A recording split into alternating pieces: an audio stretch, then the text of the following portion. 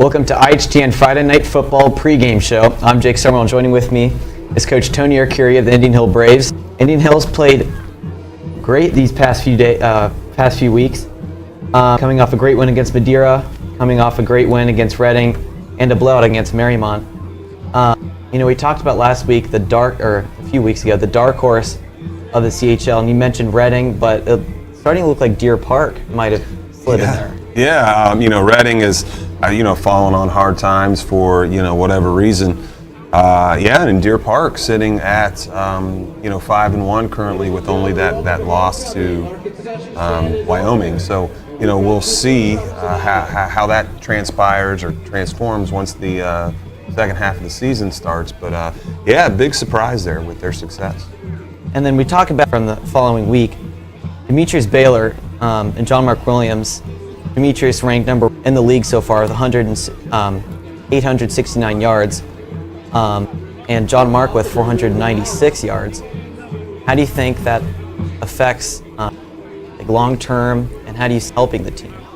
Actually, I was just discussing that with one of my assistant coaches, and here's the thing: when you can run the football, it gives you a lot of benefits. One, you control the clock more, which means you control the pace of the game.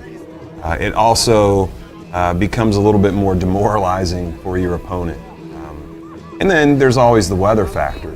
Playing in November in the state of Ohio and hopefully deep into November, it's certainly easier from a weather standpoint to run the football than it is to throw it. So we're very pleased. It's what we've emphasized, and so far it's come to fruition. And now, you guys have changed your offense around. Now you're more of a rushing offense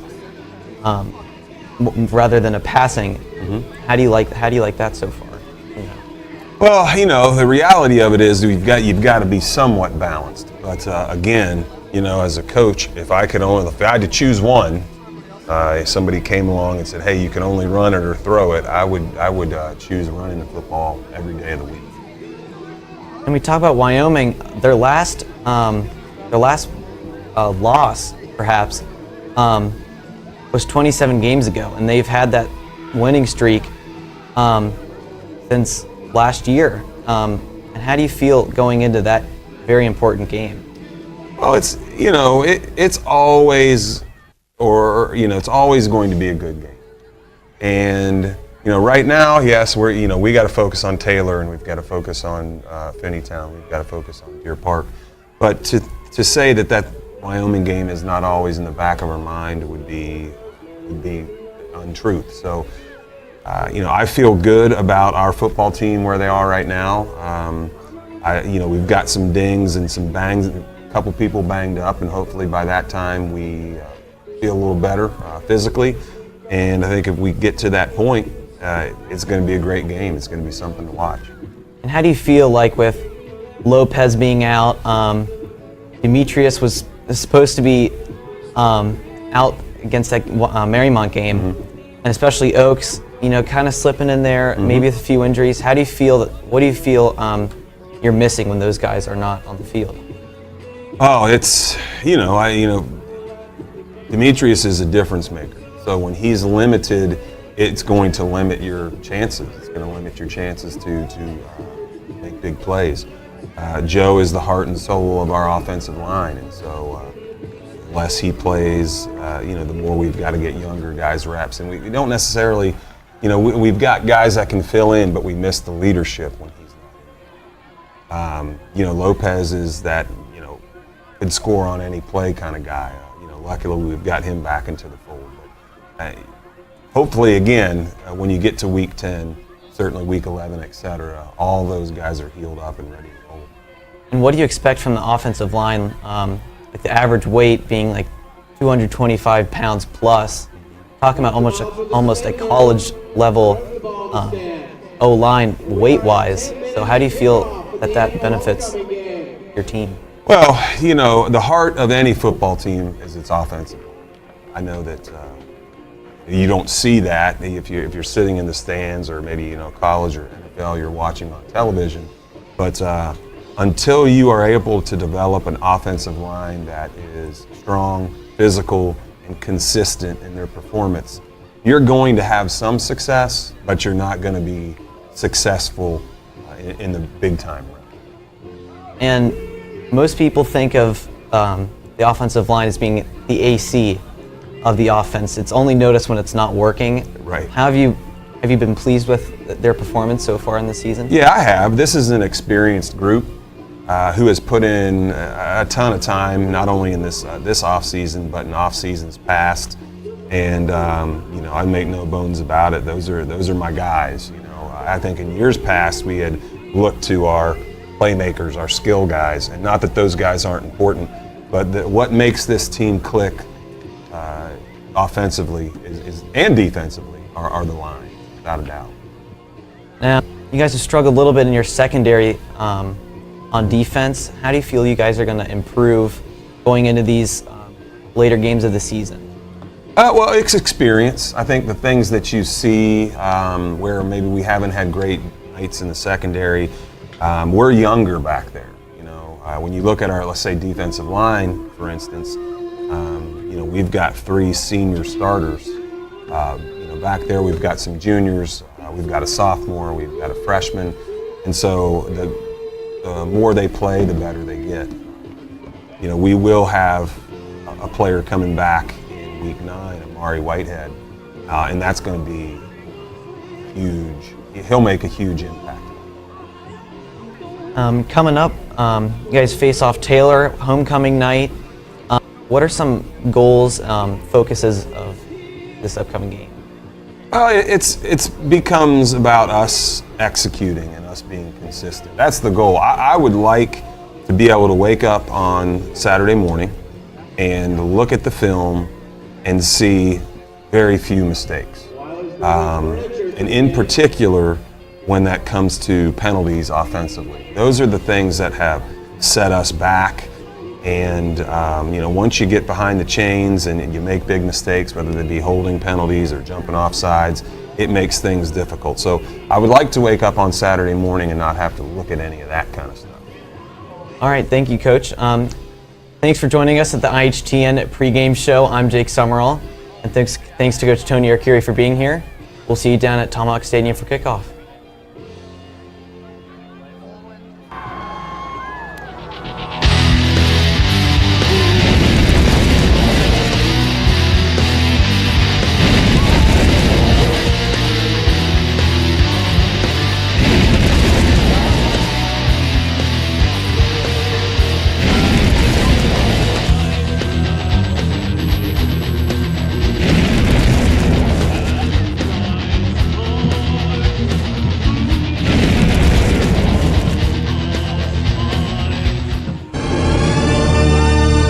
IHTN Sports.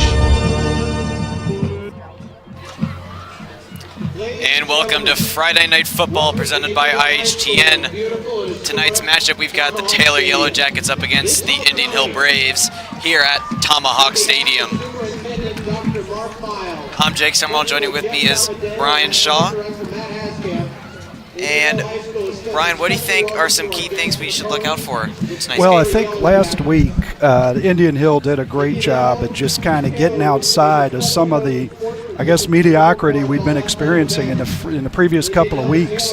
Really expanded their game, and he had 7 different guys score. 7 touchdowns, 4 different guys score last week. So it was a great win. Got off to a fast start down at Marymount, and hopefully we'll see the same thing tonight. Oh, of course. We'll see the Braves get ready to go through the tunnel here as we get ready for kickoff. About to lead the Dogmen onto the field.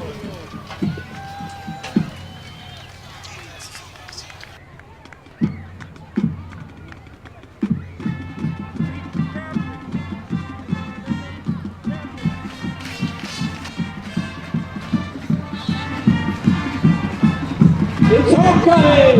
Here comes the 2018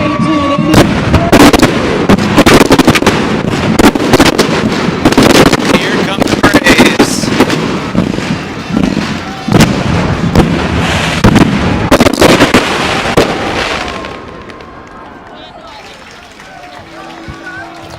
officials for tonight's contest are the officials inside this contest have been selected according to procedures adopted by the Ohio High School Athletic Association. Your officials are Ian Woodward, Roger Hall, Joseph Horrick, Tom Moring, and Sean I'm So Hot and Burns. And we're going to take a brief break for the national anthem.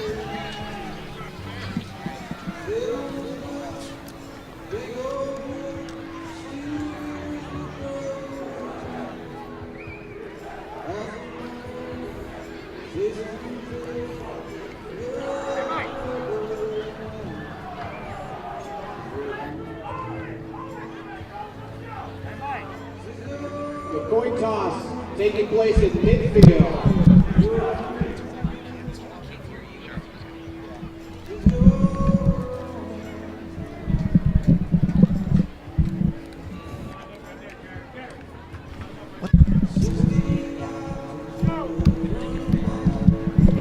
The coin toss for the Braves. Seniors. Jalen Thornton, Joe Oates, John Mark Williams, and Demetrius Baylor.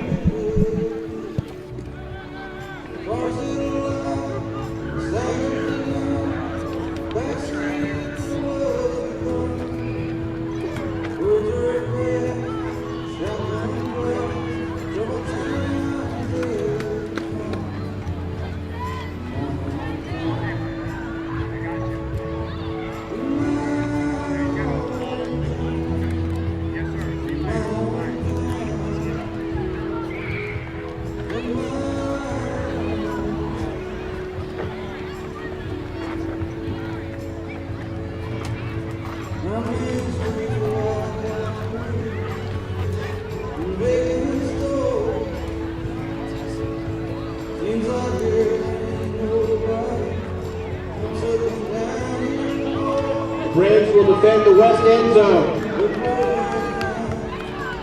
And your Taylor Yellow Jackets about to take the field. Okay.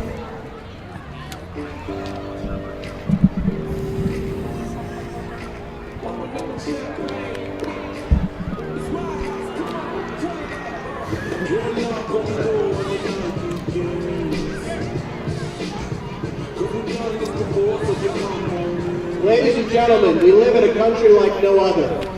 We ask everyone to stand and remove your caps for the playing of the national anthem by the Indian Hill High School Marching Band.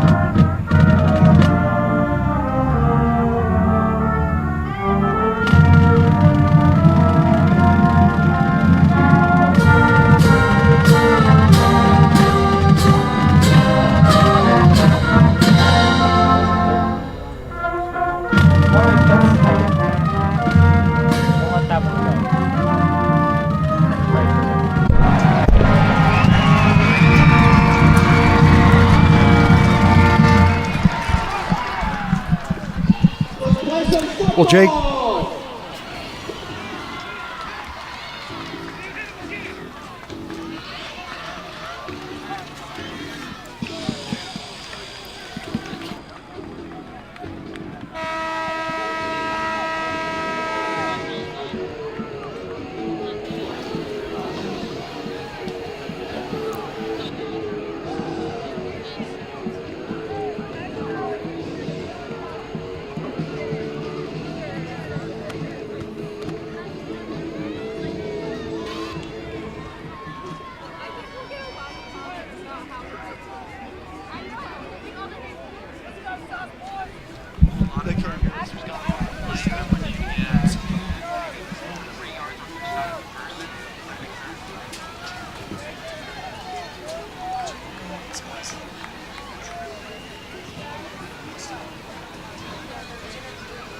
kickoff situation created hands left, so I tell you to stop.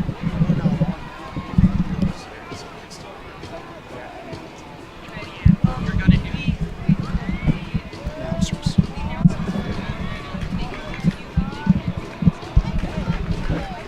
No. Right.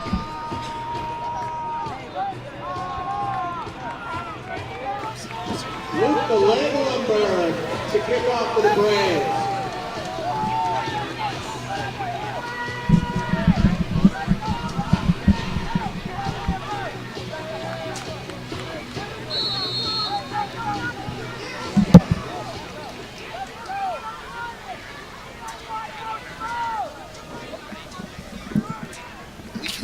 It's nothing we can do.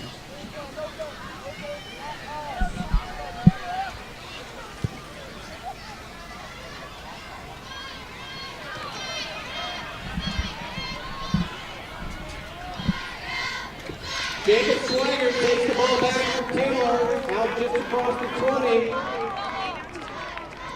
Brought down by Antoine Pete Jr. The Yellow Jackets will start 1st and 10.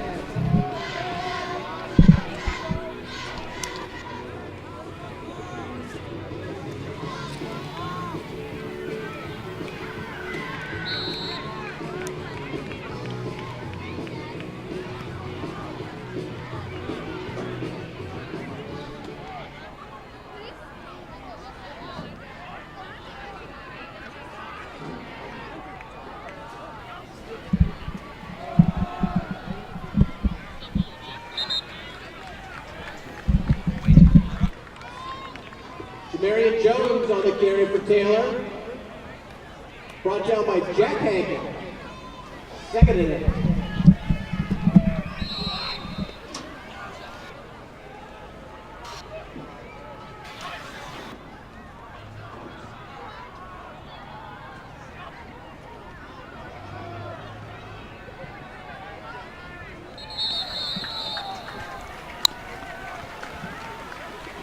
Jones on the carry again, wrapped up in the backfield by Jalen Gordon. 3rd down.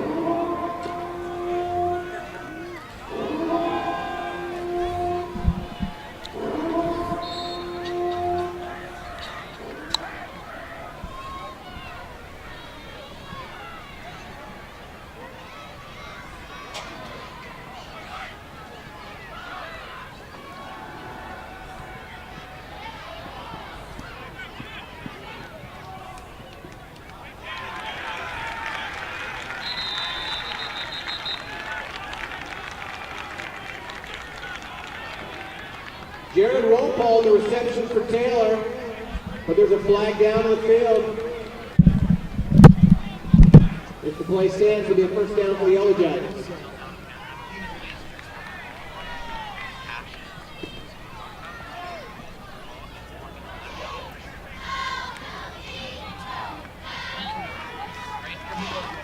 Face mask penalty called on the Braves, adds another 5 yards. 1st down, Yellow Jackets from the 41.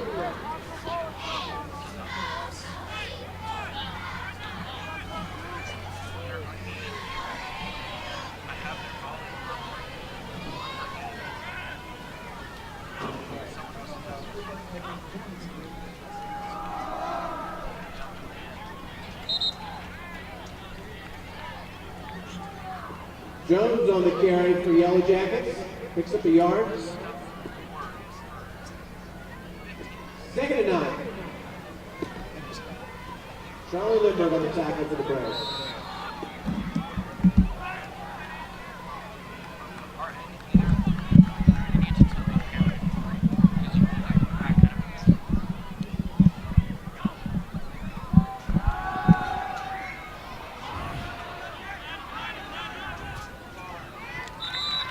Tyler Embry on the keeper down the right side, close to the 1st down marker.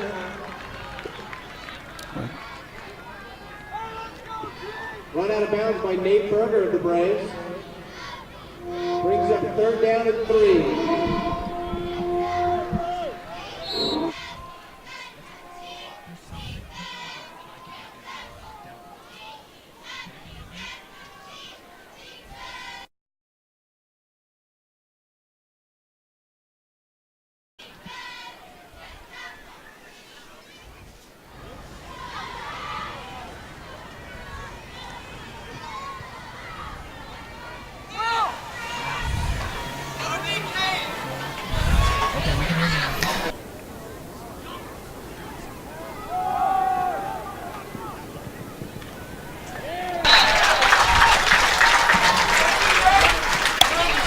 early on the carry, tackled by Nate Berger. Fourth down from the 28.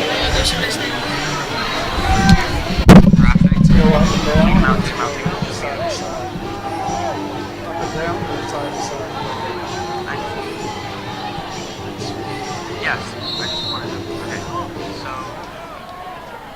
I need you both to pan down because that lower third graphic is getting in the way.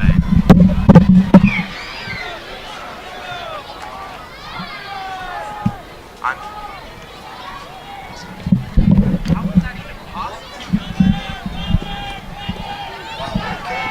Hey, come back. Very low pass to Steve Foster Braves out to the yard line. We'll start first and 10. We'd like to give a warm welcome tonight to the alumni of the class of 1968 who are here tonight. They're celebrating their 50th high school reunion from Indian Hill. Let's give them a hand.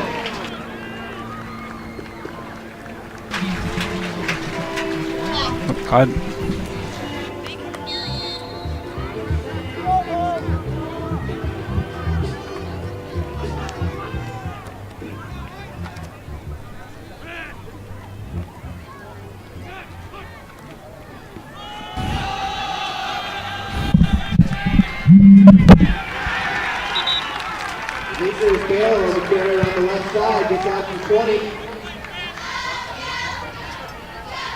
Tackled by Trevor O'Brien of the Yellow Jackets. Second down.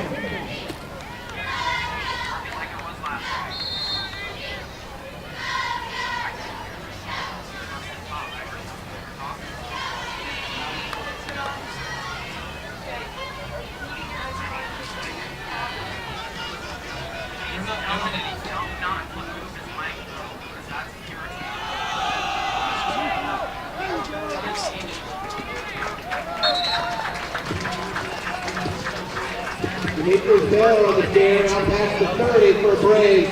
First down.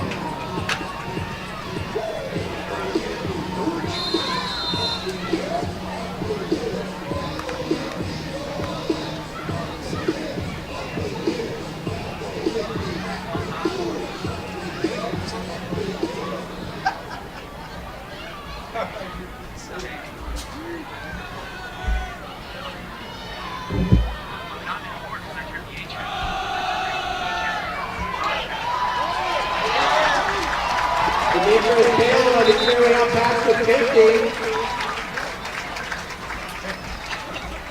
Tackled by Jackson Giordano of Taylor. Indian Hill in the Yellow Jacket territory on the 47. First down.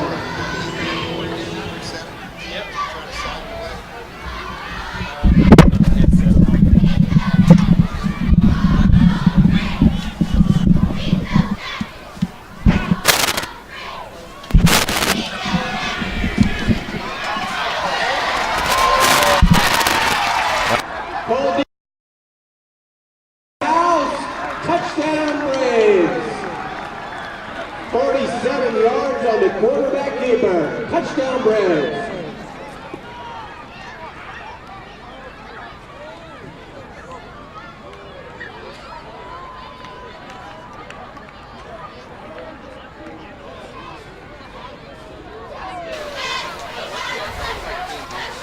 It's not going off. That's the way it was when we tested it. It was always on. That's a connection.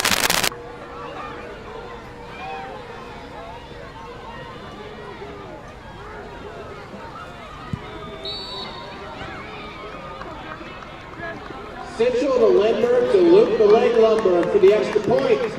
And the Braves go out 7-0. Okay, so I'm here.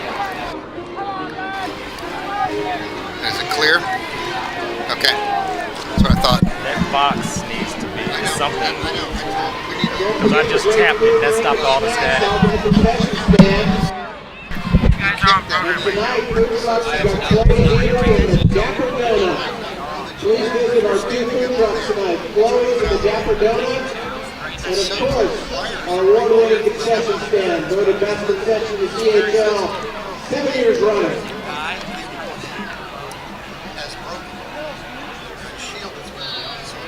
I shake up the crowd stuff. They're not talking. It's not. To get the guy from but if you have a problem, remember even in basketball, you take your headset out and reseat it. And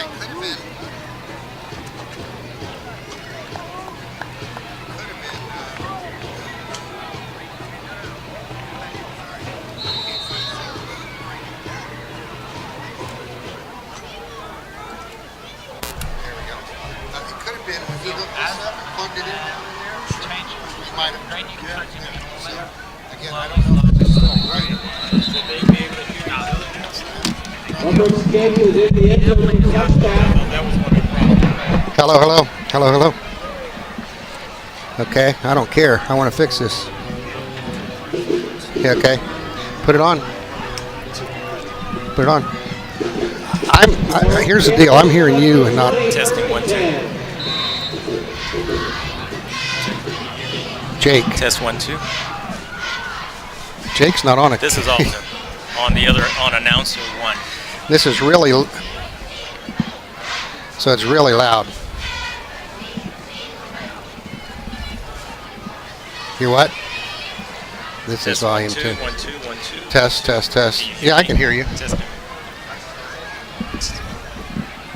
Jake is not on. 1 2 It's 1 Alton. 2. Testing 1 2 1 2. Okay. So you got me too. And I heard you, right. It's just a matter of volume settings. So I think we're good.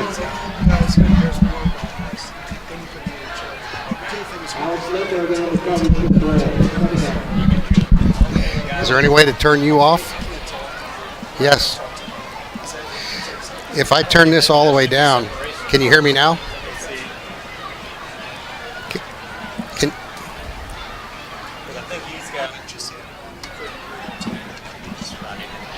I think that does stay on.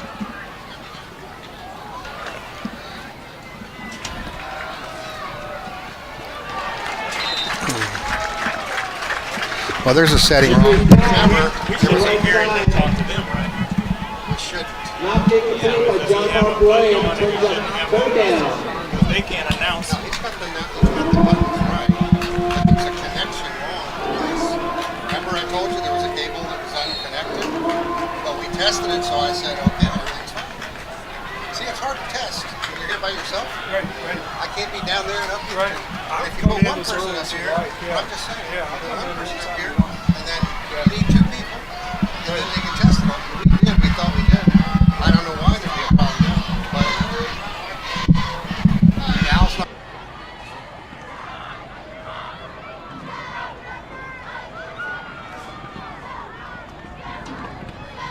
So, can you minimize your commentary?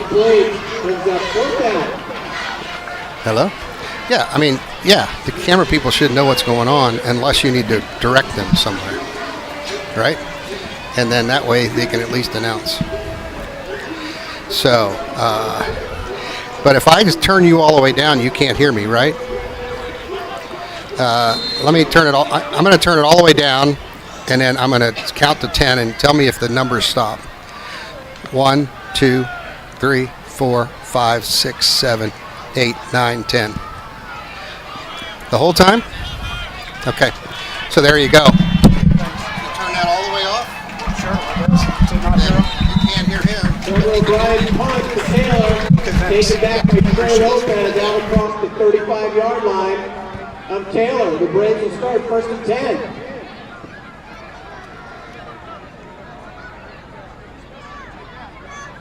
Can you hear me? No. Please go to ihbraves.org to join our booster team.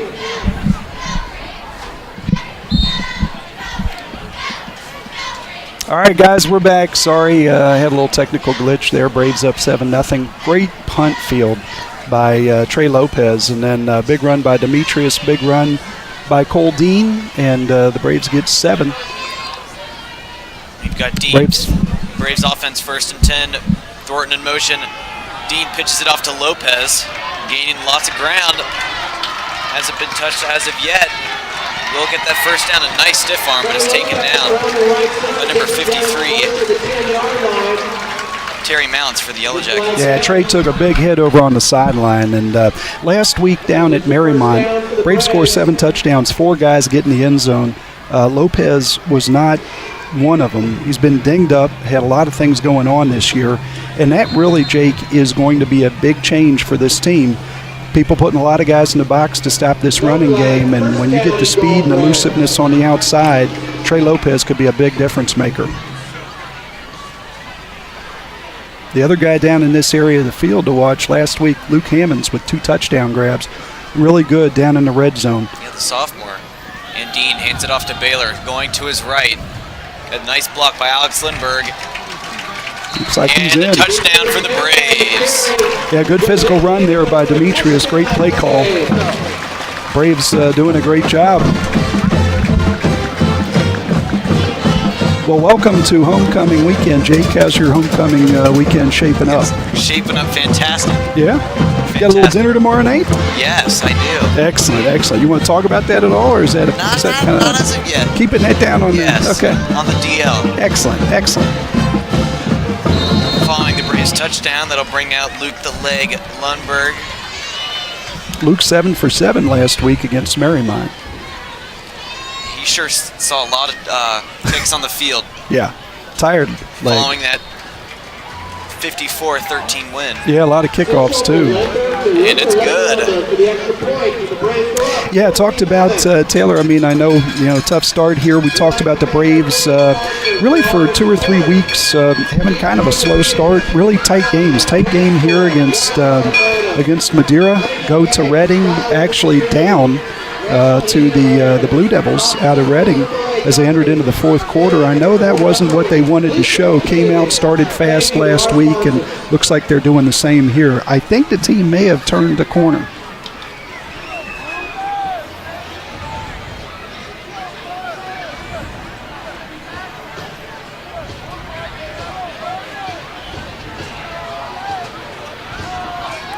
Taylor coming off a nice 23-0 win against Finneytown last week.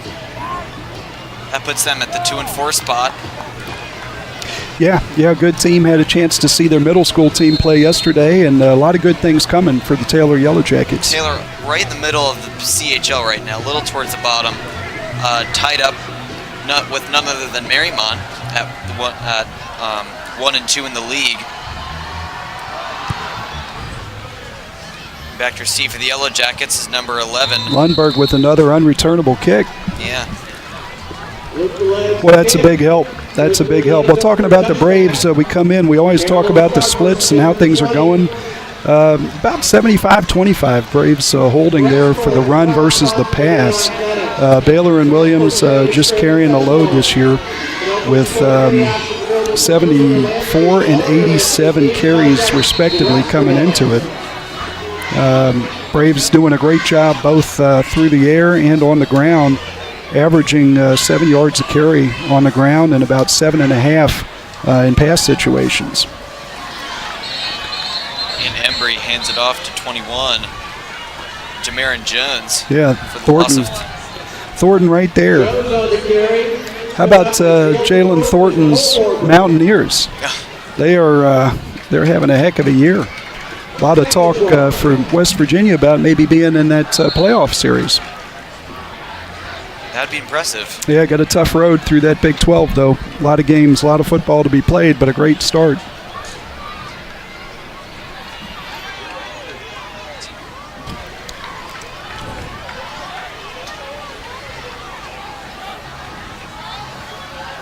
And Embry receiving lots of pressure from Jack Hankin, but he manages to get it off. Duke Weiler knocks him out of bounds. Yeah, really nice job out there. First of all, a little misdirection, and then second, Blake Brunswick with a great block on Kleekamp out there, I believe it was William Kleekamp. But nice gain by the Yellow Jackets. And that'll bring up 3rd and 3 for the Yellow Jackets offense.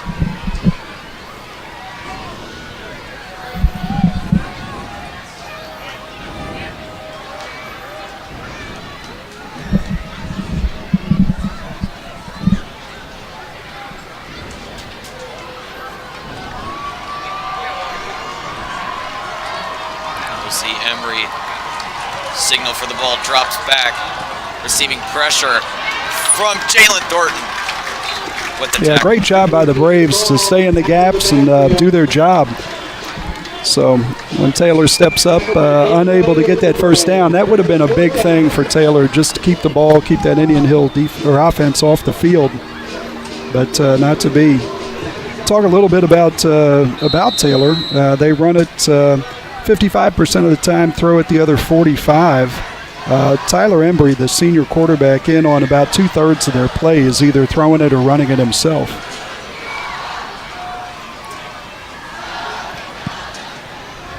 Back to receive is Lopez. Signals for the fair catch.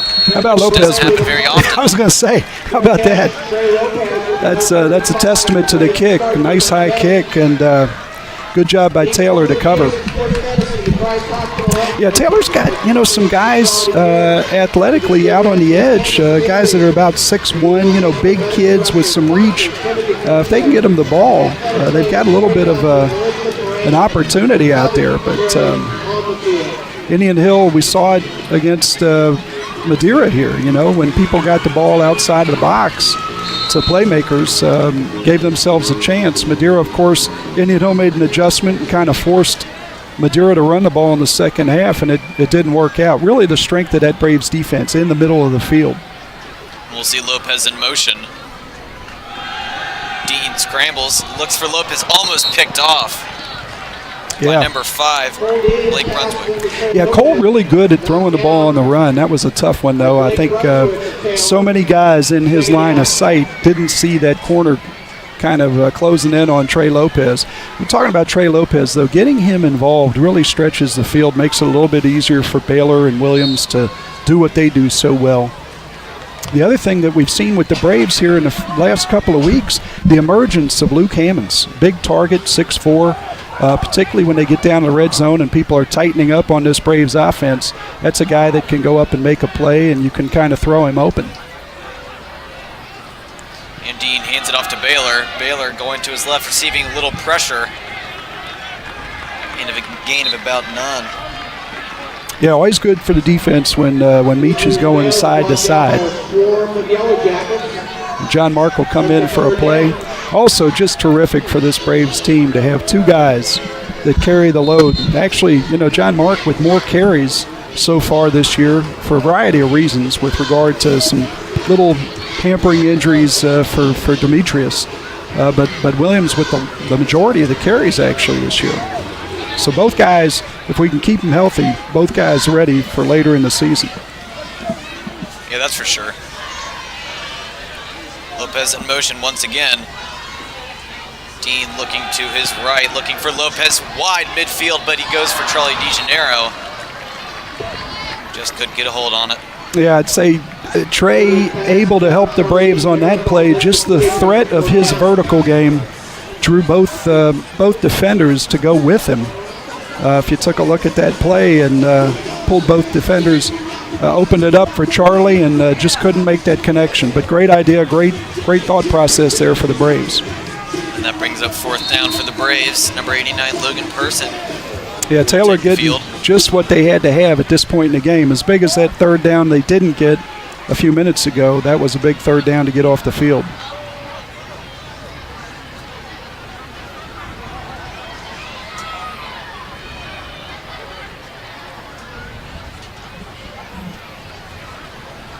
Punt is up.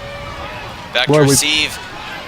It's Jared Wadpole for the Yellow Jackets, but is taken down by Mark Bennett. Great coverage down there for the Braves. An even better punt. We've seen some great punts both sides here last couple of minutes. Absolutely terrific. We're talking about this Yellow Jacket offense. Really not scoring a ton of points, but scoring enough points to keep them in most games. And it's a team that has had some tough parts of their schedule already, having played Wyoming.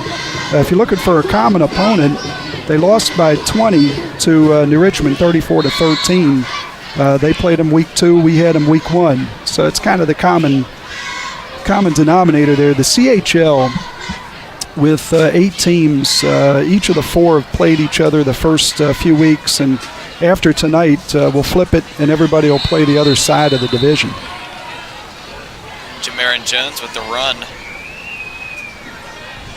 It'll still be 2nd and 10 for the Yellow Jackets. Jones on the carry for Taylor, stop by David Ryu and Charlie Lindbergh in the line of scrimmage. Yeah, we mentioned Tyler Embry, the senior.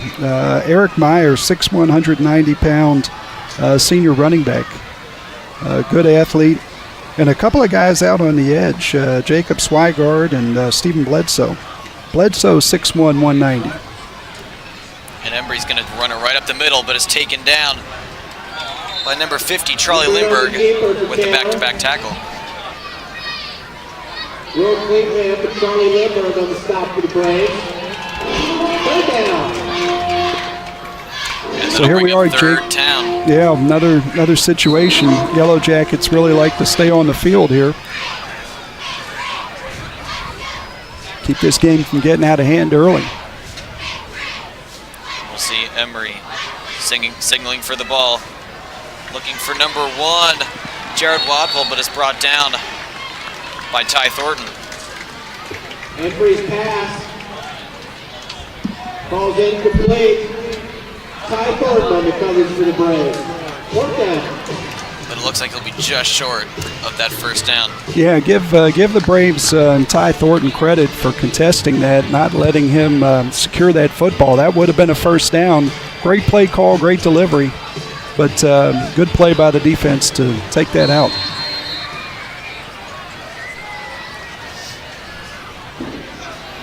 Lopez having a lot of opportunities here That's for early. sure. Standing and nice to have both toes on the 45. And Lopez will indeed take it. He's got room. John Mark with the nice block, but is brought down at the 50, and a flag is just thrown. Yeah, Lopez is a little different story, particularly with open field running and being a punt returner. The side-to-side works really, really well for him, as well as from the line of scrimmage. So he's one of the guys we like to see creating some space. Yes. Let's see what the call was. Looks like a block in the back by the Braves. That will cost him Yeah, some we yards. talked about it, Jake. You know, I mean, it's just there's so much going on from so many different angles. Awfully tough to avoid penalties on punt returns. But when you got a playmaker, it's really important. Maybe think in terms of setting screens more than actually holding blocks. I got a chance to interview our Coach Arcuri, and he said he'd like to wake up Saturday morning, look at film with little to no mistakes, and especially those penalties. I thought that was interesting. Yeah, what level of football is that? Hold in on the keeper, out past the 45. 2nd down. Yeah, talk about this a little bit about this Braves offensive line. You know, we've talked quite a bit about the skilled players, and rightfully so. A lot of guys having really good years. But this line starts in the center with Joey Scholl. 215 pounds. We move out to the guards, Chris Hooten, Charlie Lindbergh. Hooten at 250, Lindbergh at 225, and then get out to the tackles. We'll see Dean dropping back, looking for Lopez, but is picked off by number 5, Blake Brunswick, and he will run about 10 yards, but a flag was just issued. Looks like Dean tried to force something that wasn't there. Yeah, it looks like that's going to be on the return. One thing you notice, 2 receivers, both Trey Lopez and Jalen Thornton, right next to each other on the field. Obviously, that's not what we're looking for.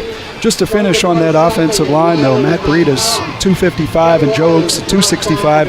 And that doesn't include our H-back or tight end or whatever you want to call him, Jalen Thornton, in at 245. Been a long time since the Braves have had that kind of size up front. Just a college-level line weight-wise. I tell you what, you look at, if you spin the dial back to the early 80s and you look at a team like Miami, actually 265 would be right in the middle of that line. So it's a very significant thing for the Braves, and going to make football a little easier when we get into this bad weather. Not sure when that's going to be, though, Jake. I'm ready for the cold when it arrives. I mean, look at these trees. It doesn't even look like it's October. It looks like it's August. No, it does not. And that'll bring up a fresh new offensive possession for the Yellow Jackets. Emery drops back, looks for the screen pass to number 5, Blake Brunswick, yet again gaining Emery's pass to Blake. 5 yards. Now past the 40-yard line. Tackled by a try Yeah, for Blake. Brunswick, a big physical kid. You know, you like to see Taylor come out and get positive yards on first down. We'll see a low snap, but just a pancake tackle by number 21, David Ryu. Yeah, tough place. Tackled by David Ryu to Braves. Third down. Yeah, let's take another look at that. Boy, that's a nightmare for any quarterback. 17 years old. Tyler Embry going to get that ball, expecting it up at the hip. It's low and compounded. They didn't even slow the Braves down.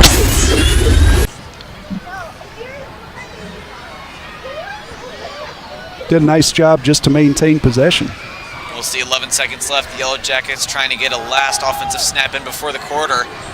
And Emery will throw it to number 28, Eric Meyer. Yeah, nice play call by Taylor. Good execution, though, by the Braves just to sniff that out. And that'll bring the end of the first quarter. Braves up 14-0.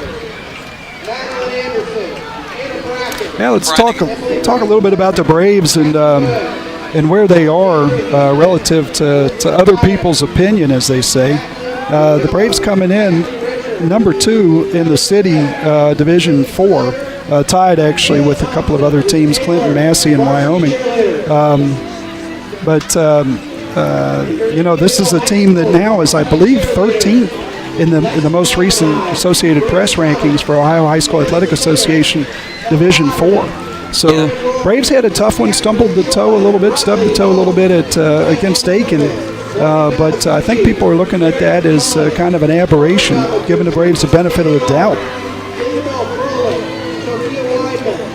Checking out the standings in CHL, Wyoming and Indian Hill both tied 3-0, and then behind them is Deer Park 2-1, and Madeira also ranked with a record of 2-1.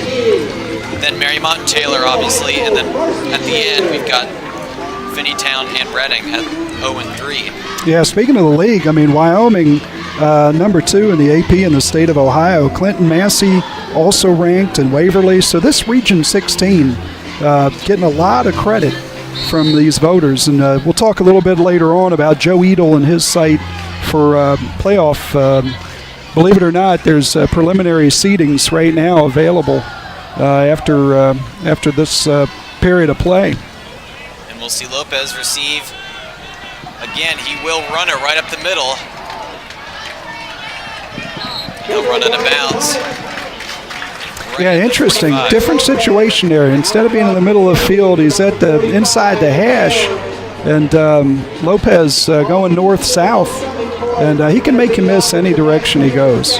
Terrific job. Jalen Thornton with good hustle almost got to that punt. That might be something to watch for. We may see that actually get blocked later tonight.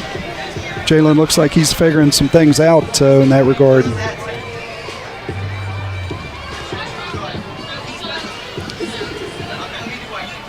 That'll bring up a fresh new set of downs. For the Braves offense, Dean in a shotgun formation with Baylor on his left. And Dean hands it off to Baylor. But number 53, Terry Mounts with the read and the loss of about 5. Yeah, Terry Mounts, heck of a football player, comes in with, I think, 7 or 8 sacks on the year. And leading the CHL, I believe. Yeah, good player. And you don't see Meach get squared up like that very often, but he was right there. And that might be a read situation where they take note of that and have Cole hold on to it and go the other way.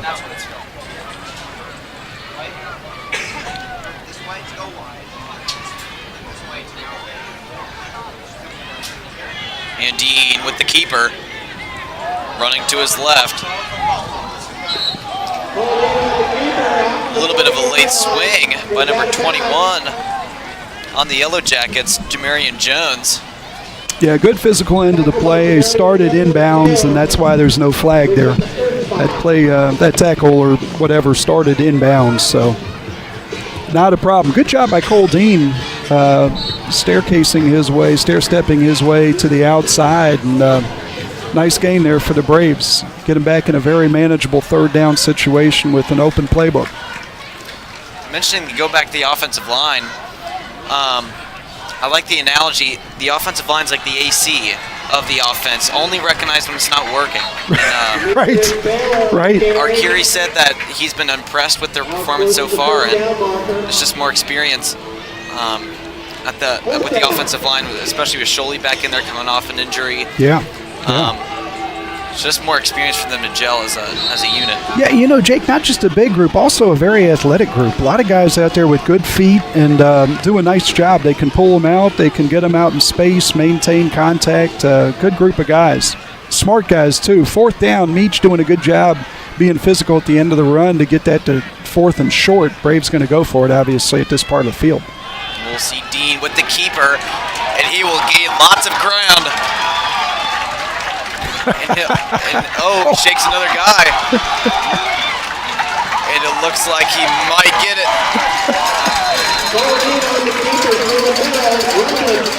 No call yet. Looks like he'll be down right at the 1. Jake, you got to ask him about that next time you see him. That was great. I think he ran about 200 yards there. It sure felt like it. Yeah. Well, I think they went to school. The previous read option that they did with Baylor, he handed it off, and Meach got crushed. Then we have a situation where he goes to school and says, you know what, I'll use John Mark as a decoy, able to get the first down and then all the way down to the 1 yard line. Like 3 or 4 defenders on that, allowing Dean to slip away. That's right. Looks like Dean will hand it off. Might have been Will Kleekamp. And it's good. Braves gaining more ground. Yeah, Will Kleekamp, the sophomore, with his second touchdown of the season, both of them in short yardage situations. They like him down there. Great build, great fit as far as skill set for that part of the field. Just an absolute unit, Will Kleekamp is. And this is really fun because you got so many different guys. I think so far this year, 9 different guys have scored for the Braves. And, everybody plays harder when they're getting opportunity. We'll see Luke the Leg Lundberg. Kick is up. Bang good, but a flag has been thrown. Good for the Lundberg, to Luke the Leg Lundberg, but there's a flag down. And that would be Will Kleekamp on the touchdown carry for the Braves.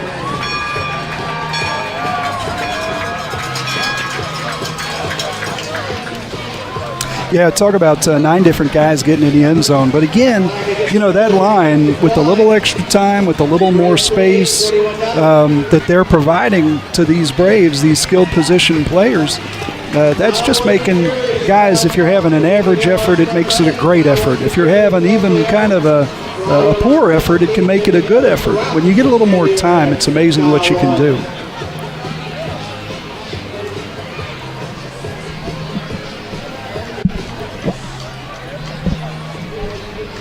Well, Braves with a fast start the second consecutive week. Last week at Marymount, Braves, I think, put up 48 points in the first half. So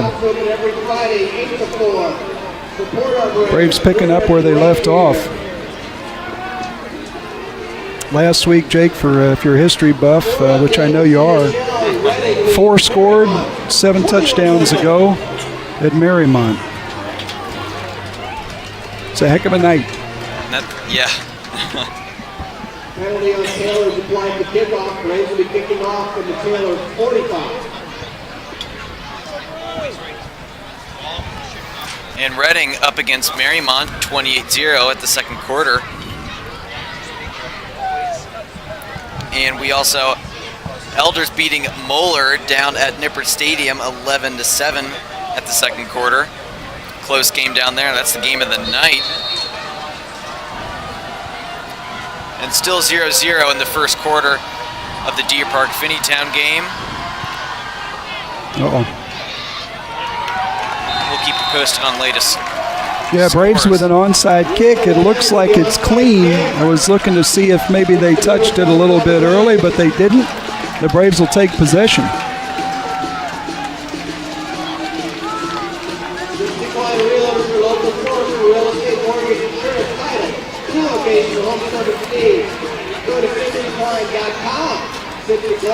Great play for the Braves. They get the ball back and keep this momentum against the Yellow Jackets. St. Xavier up 21-0 against LaSalle. St. X having a little trouble throughout the GCL South, losing to Elder,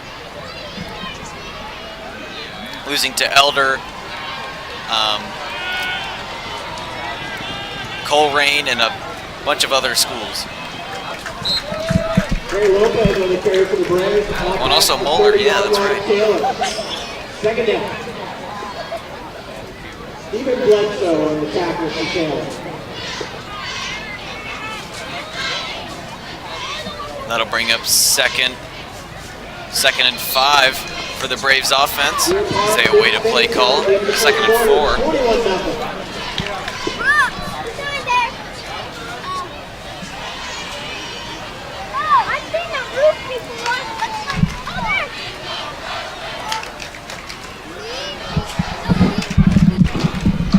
We'll see Dean looking down for Jalen Thornton, and it's recovered.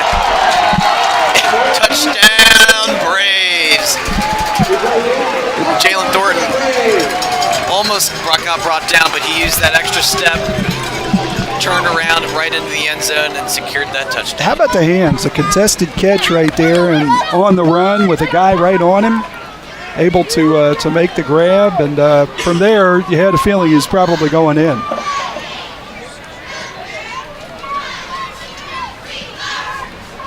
It's just incredibly difficult to stop a guy with that weight and with the height of Jalen Thornton. Yeah, just incredible that he could make the catch on the run like that, but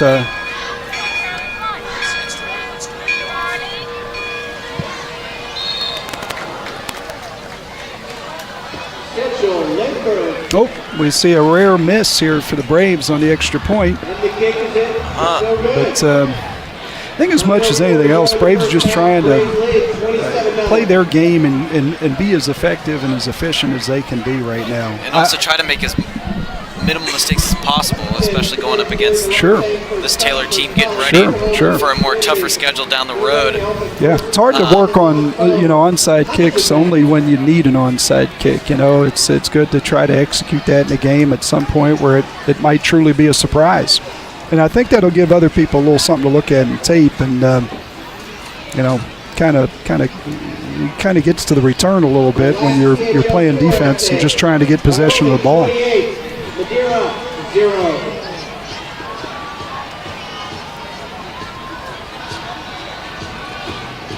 Yeah, Taylor coming in to the game, averaging a little under 4 yards every time they ran the ball and a little over 5 yards when they pass the ball. So, those are numbers that are obviously not what they want them to be, but it doesn't speak to a great, comeback team necessarily offensively.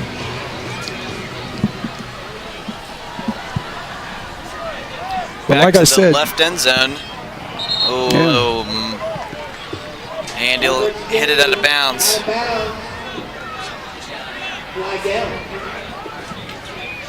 Flag's been issued.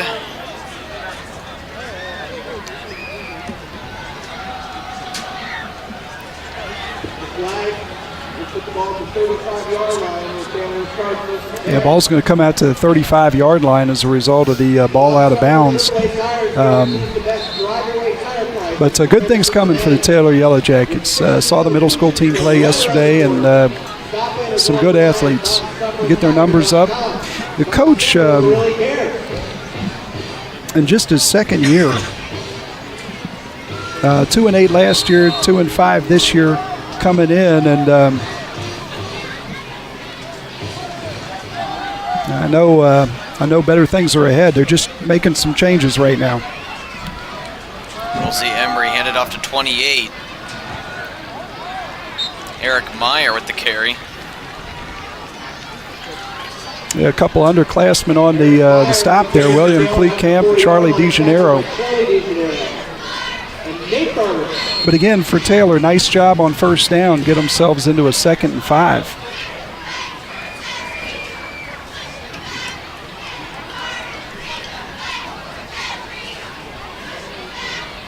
We'll see Emery with the keeper. Tyler Emery on the keeper on the left side, goes down about the 40-yard line. Nice tackle by number 25 for the Braves, Zach Osterhus. Yeah, another 3rd down here with Braves. Another chance to get off the field and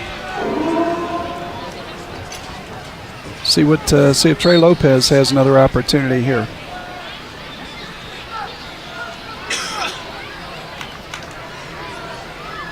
We'll see Emery in the shotgun formation, asking for the ball. Looks for the screen pass, but the pressure by Jalen Thornton. A nice juke, but is brought down by number 20, John Mark Williams. Tyler Emery on the keeper down. And that'll bring up 4th down. Yeah, Williams with a nice finish to that play, but Duke Weiler with an excellent job to read what was going on there. Had a couple of guys kind of overrun their pressure, and Taylor with an opportunity out in space to make a play, and Duke Weiler able to get that ball going side to side, giving John Williams a chance to make a play. Nice job by both those guys. And that'll bring up 4th down and 1. Looks like the Yellow Jackets might go for it.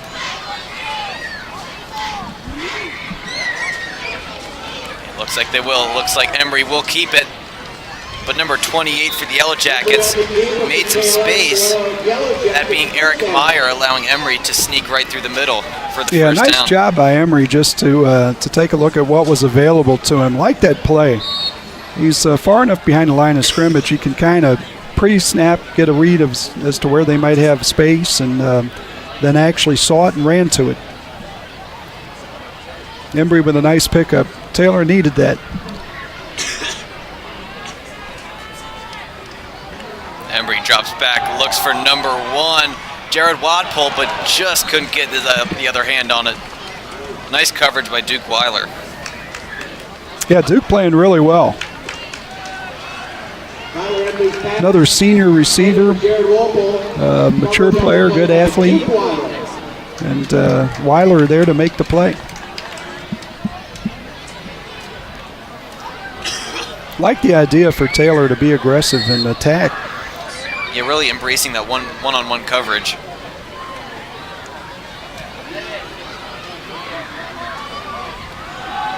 Emery looking again. Throws it just out of bounds. Yeah, Weiler making a nice play, almost picked that ball off. Braves secondary as a whole doing a good job there. Really showing some improvement. Yeah, you know, it's each week. Yeah, you know, and it's not that the secondary has been, you know, they've been very good, but it just that, you know, that strength of that team when you start thinking about Baylor and Thornton and Williams and all those guys in the middle of the field, Kleekamp, and that line with Hankin.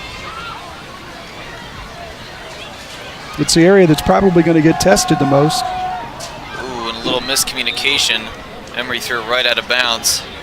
Yeah, and then on the other side you got Freshman and Thornton playing well. It seems like these guys are growing with confidence every week, just feeling a little more confident. I think they understand what the defense is trying to do, and I think they feel like they can match up. And that'll bring up another 4th down situation again for the Yellow Jackets.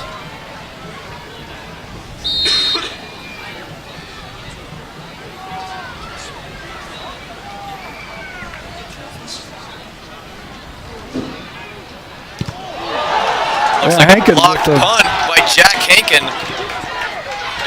Looks like the Braves will recover.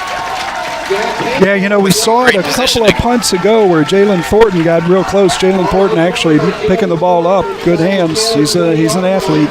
But, you know, a couple of punts ago, Well, we actually saw the Braves get pressure and really close to one. And Jack Hankin, this time with that long reach, able to get that ball off the foot.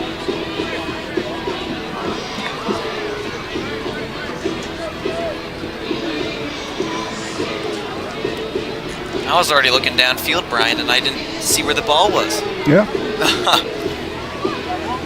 Yeah, Braves with another red zone opportunity. And really, you know, Jake, this is going to become critical later in the year, and it's important to be able to do different things. We're seeing a different formation here.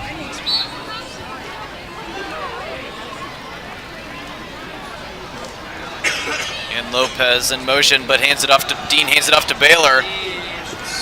Only a gain of 1 Yeah. on the Yeah, carry. Braves with different formation, a little different look, a little different play, and I think right now, you know, they're just, you know, it'd be easy to just pitch it to Meach until you get every opportunity to get in the end zone, but Braves trying to expand the playbook a little bit here.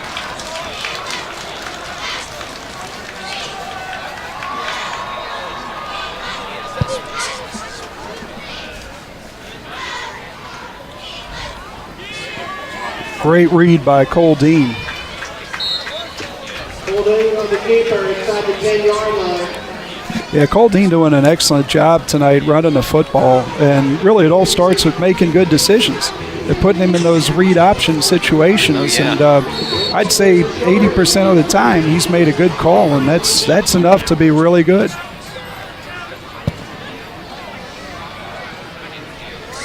So we're going to have a timeout here with 5:20 left in the second quarter. Braves up 27-0 and threatening.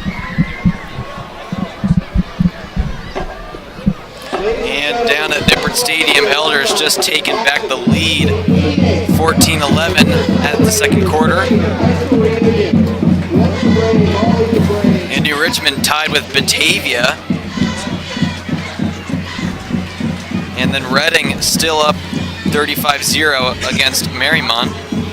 Wow. Yeah, very surprised. Reading Marymount, there's not that kind of gap between the two of them. Something must be going on there. Not sure if everybody's on the field or if there's a little carryover from last week. That Elder Moeller, though, that's a great battle. You know, Elder with a really, really entertaining game earlier this year against St. Edwards. And they've got a really good team ranked highly in the state of Ohio.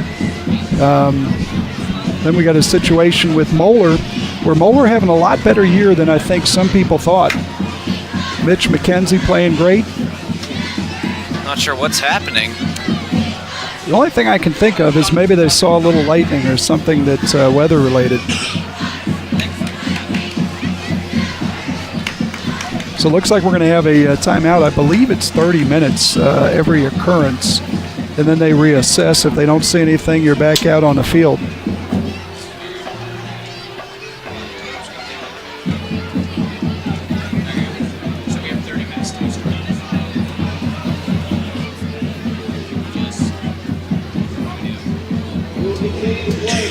I think we're going to step away as there's a timeout on the field. We'll be back. Please stay with us. We're going to have other programming that comes on, and then we'll reassess here. Probably check back in 15 or 20 minutes. And it'll be shortly thereafter. If we don't have another occurrence of lightning, the boys will be back out on the field.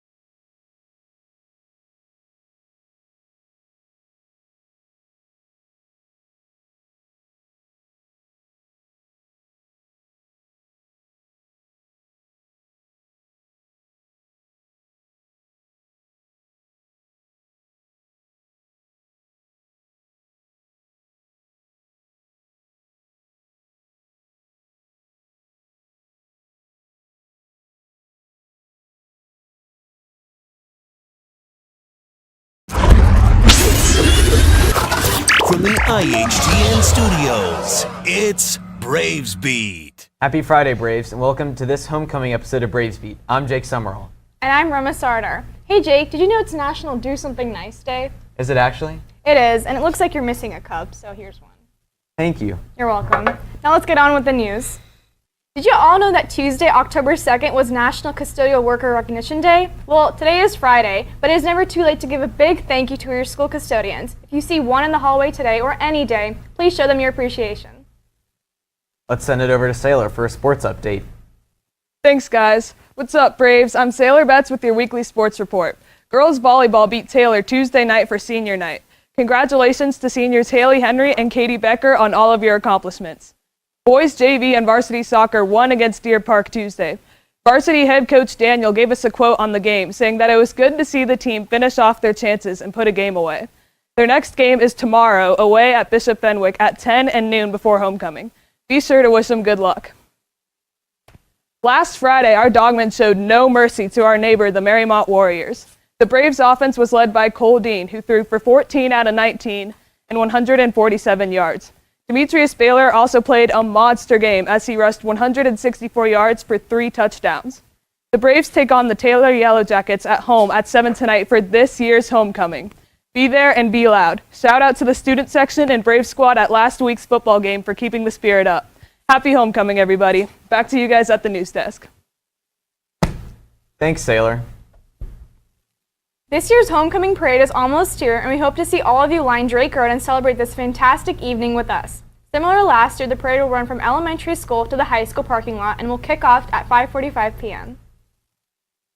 This week was Spirit Week. Some of our reporters went out to see how well students were dressed up. Let's check it out. Sweatpants and a Miami sweatshirt. I wear this to bed. You wear that to bed? Nice blue pants and my nice slippers. Yeah. Yo olvidé, lo siento. Sí. Dios mío. Same. Who doesn't like Elves Zekinski? This is Gucci. A little bit of Prada. One Piece. It's the Uglies brand, so it's got these fish on it. I think this is Top Man. It's from a thrift store. This is one of my friends, Dopey. This is one of my friend's dad's shirts. Hawaiian shirt, my baseball pants, the good old Hawaiian Tuesday, as they say. They don't say that. What do you? I think I look pretty good. I'm very patriotic. America. That's where we live. So I had to rep the set. Connor McDavid is the GOAT. Well, it's America. What do you want me to say?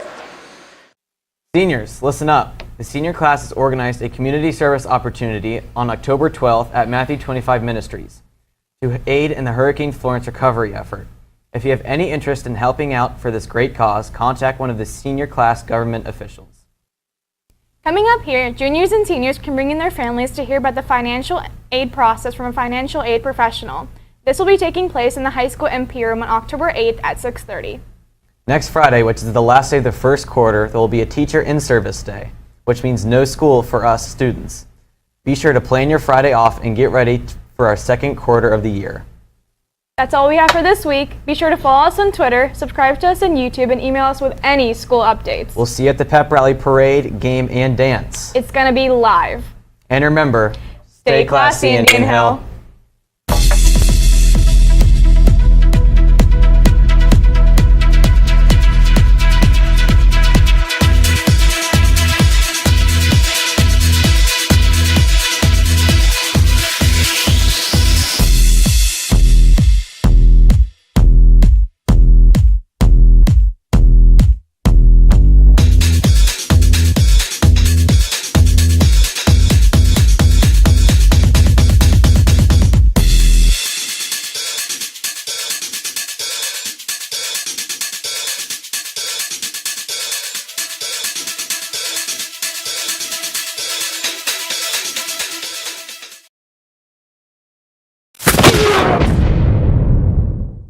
Welcome to IHTN Friday Night Football Pregame Show. I'm Jake Summerall, and joining with me is Coach Tony Arcuri of the Indian Hill Braves. Indian Hill's played great these past few weeks, coming off a great win against Madeira, coming off a great win against Reading, and a blowout against Marymount. We talked about last week a few weeks ago, the dark horse of the CHL, and you mentioned Reading, but it's starting to look like Deer Park might have slid in there. Yeah, Reading is, fallen on hard times for, whatever reason. And Deer Park sitting at, 5-1 currently with only that loss to Wyoming. So, we'll see how that transpires or transforms once the second half of the season starts. But, big surprise there with their success. And then we talk about from the following week, Demetrius Baylor and John Mark Williams.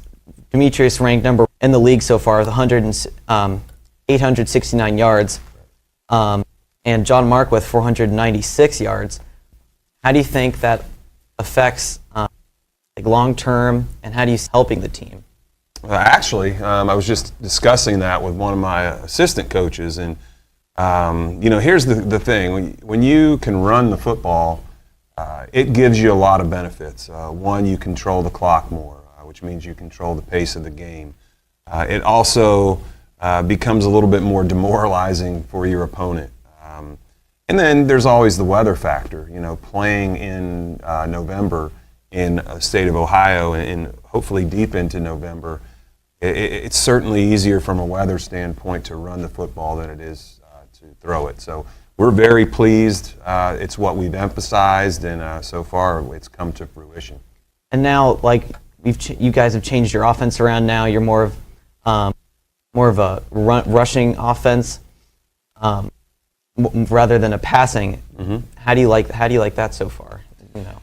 Well, the reality of it is you've got to be somewhat balanced. But again, as a coach, if I had to choose one, if somebody came along and said, "Hey, you can only run it or throw it," I would choose running the football every day of the week. So. And we talk about Wyoming. Their last loss, perhaps, was 27 games ago, and they've had that winning streak since last year. And how do you feel going into that very important game? Well, it's always it's always going to be a good game. And right now, yes, we got to focus on Taylor, and we've got to focus on Finneytown. We've got to focus on Deer Park. But to say that Wyoming game is not always in the back of our mind would be untruth. So, I feel good about our football team where they are right now. We've got some dings and some bangs, a couple people banged up, and hopefully by that time we feel a little better physically. And I think if we get to that point, it's going to be a great game. It's going to be something to watch. And how do you feel like with Lopez being out? Demetrius was supposed to be out against that Marymount game, mm-hmm. and especially Oaks, kind of slipping in there, mm-hmm. maybe with a few injuries. How do you feel? What do you feel you're missing when those guys are not on the field? Oh, it's Demetrius is a difference maker. So when he's limited, it's going to limit your chances. It's going to limit your chances to make big plays. Joe is the heart and soul of our offensive line, and so the less he plays, the more we've got to get younger guys reps. And we don't necessarily, we've got guys that can fill in, but we miss the leadership when he's not in there. Lopez is that, could score on any play kind of guy. Luckily we've got him back into the fold. But hopefully, again, when you get to week 10, certainly week 11, et cetera, all those guys are healed up and ready to roll. And what do you expect from the offensive line? Like the average weight being like 225 pounds plus, mm-hmm. talking about almost a college level O-line weight-wise. So how do you feel that benefits your team? Well, the heart of any football team is its offensive line. I know that you don't see that if you're sitting in the stands or maybe college or NFL you're watching on television, but until you are able to develop an offensive line that is strong, physical, and consistent in their performance, you're going to have some success, but you're not going to be successful in the big-time realm. And most people think of the offensive line as being the AC of the offense. It's only noticed when it's not working. Right. How Have you been pleased with their performance so far in the season? Yeah, I have. This is an experienced group who has put in a ton of time, not only in this off season, but in off seasons past. And I make no bones about it. Those are my guys. I think in years past we had looked to our playmakers, our skill guys, and not that those guys aren't important, but what makes this team click offensively and defensively are the lines, without a doubt. Now, you guys have struggled a little bit in your secondary on defense. How do you feel you guys are going to improve going into these later games of the season? Well, it's experience. I think the things that you see where maybe we haven't had great nights in the secondary, we're younger back there. When you look at our, let's say, defensive line, for instance, we've got 3 senior starters. Back there we've got some juniors, we've got a sophomore, we've got a freshman, and so the more they play, the better they get. We will have a player coming back in week 9, Amari Whitehead, and that's going to be he'll make a huge impact back there. Coming up, you guys face off Taylor, homecoming night. What are some goals, focuses of this upcoming game? It's becomes about us executing and us being consistent. That's the goal. I would like to be able to wake up on Saturday morning and look at the film and see very few mistakes. And in particular, when that comes to penalties offensively. Those are the things that have set us back. And once you get behind the chains and you make big mistakes, whether they be holding penalties or jumping off sides, it makes things difficult. So I would like to wake up on Saturday morning and not have to look at any of that kind of stuff. All right, thank you, Coach. Thanks for joining us at the IHTN pregame show. I'm Jake Summerall, and thanks to Coach Tony Arcuri for being here. We'll see you down at Tomahawk Stadium for kickoff.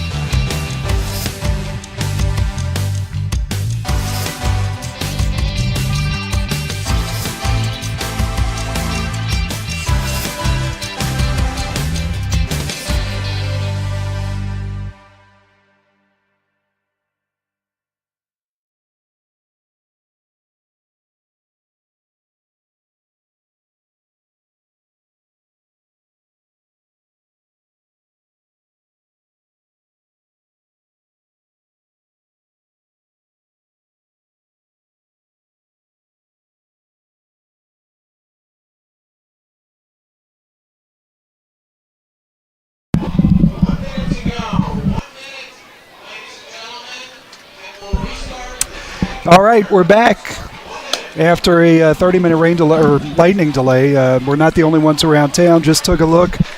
The Coleraine-Mason game suffering the same fate. I think probably others. Oh yeah. We understand the lightning was actually 60 miles away, but protocols.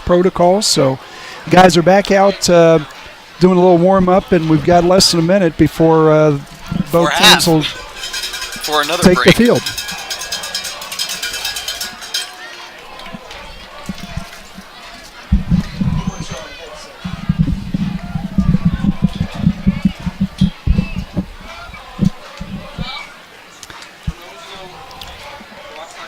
All right. Well, some of the things, Jake, I think that we saw in the first half, really the thing that stands out to me, I guess, is Cole Dean and some of the reads that he was making. Cole with a big night statistically running, but I think it all starts by making good reads on that read option. And not only set himself up, but his teammates as well.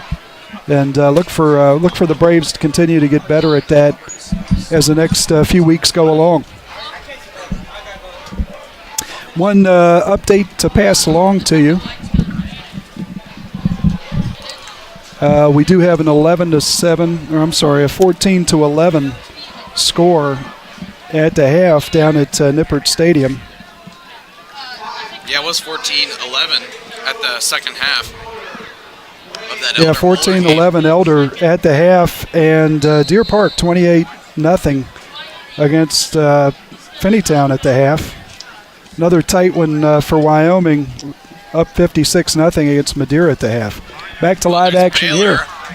First drive prior to the lightning delay and a gain of about 4. That'll set up first and goal for the Braves.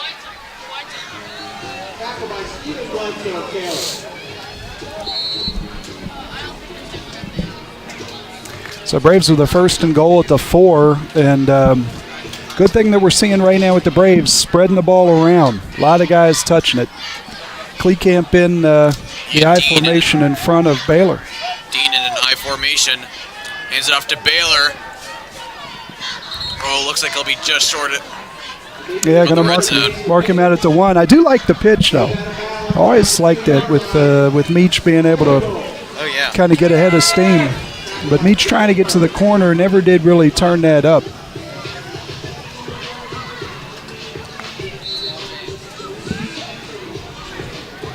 So second and goal at the 2.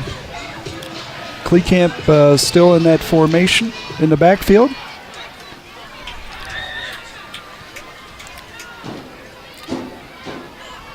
And Dean. Oh, and a loose ball by Baylor. But it's ruled a touchdown for the Braves. Yeah, looks like he fumbled it into the end zone and fell on top of it. Looks like that handoff might have been not as clean as he wanted it to be.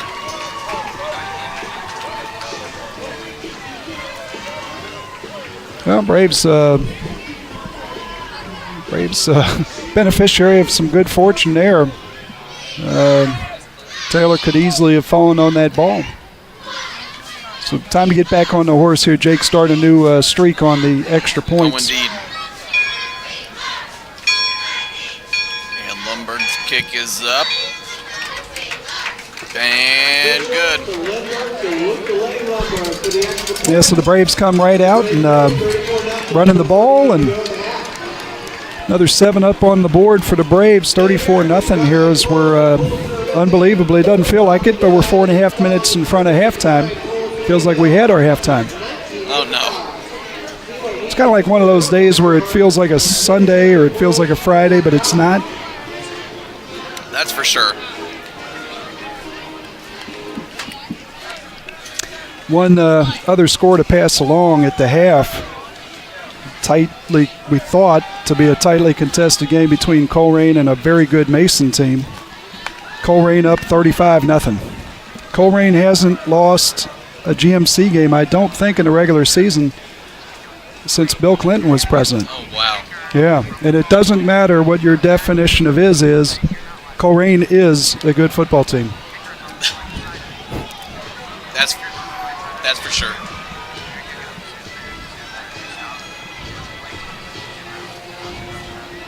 interesting to see how Wyoming got on the board, 56 points in the first half. Really an amazing thing going on over there right now with Pearson Rogers, last year's Player of the Year in the conference, and I think the region. Back receive for the Yellow Jackets is Jacob Sweegard. He'll gain some room.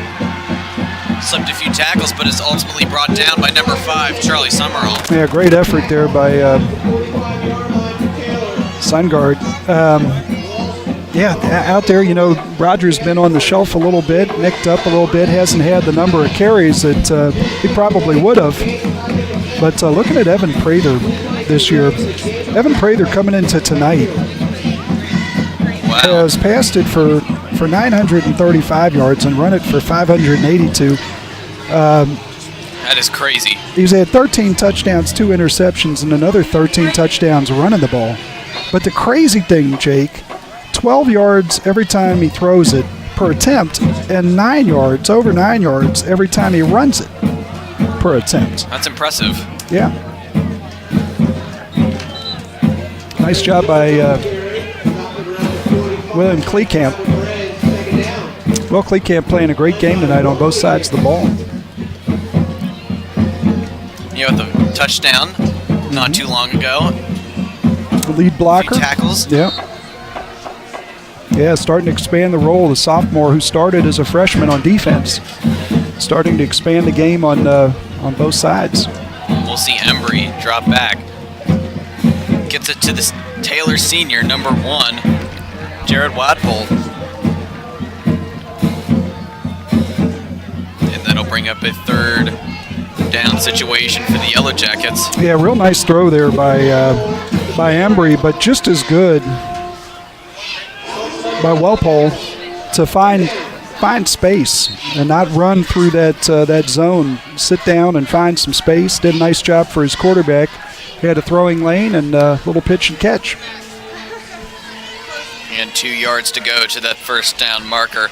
Embry looks back, but it received lots of pressure from number 20, John Mark Williams. Yeah, just didn't see him. Didn't count for him. He came a long way, but he had his back turned right towards him. He had his back to him. Yep. And the difficult thing on that, ball just didn't come out quick enough. We're gonna take a look at that one, I think, again here. We might have a replay. We're gonna see really plenty of time to get that ball out, run the route. He was looking to his right, and he did not see John Mark Williams bat out of hell come from the backside. Oh, a close punt. Lopez back to receive for the Braves. Yeah, Braves keep getting He's gained close. some ground. A little bit of a horse collar, maybe. Yeah, he had an official right there getting a good look at it, so he was a little closer to it than you and I were, but that's for sure. Nice job. One thing that Trey does, it's so good. I mean, start with first things first. He always fields the ball cleanly. He fields it, and they get possession, and we'll take it from there. So many times you see the ball bounce, you see the ball on the ground and rolling, and Trey, for as many times as he touches the ball, he just does a great job of being clean.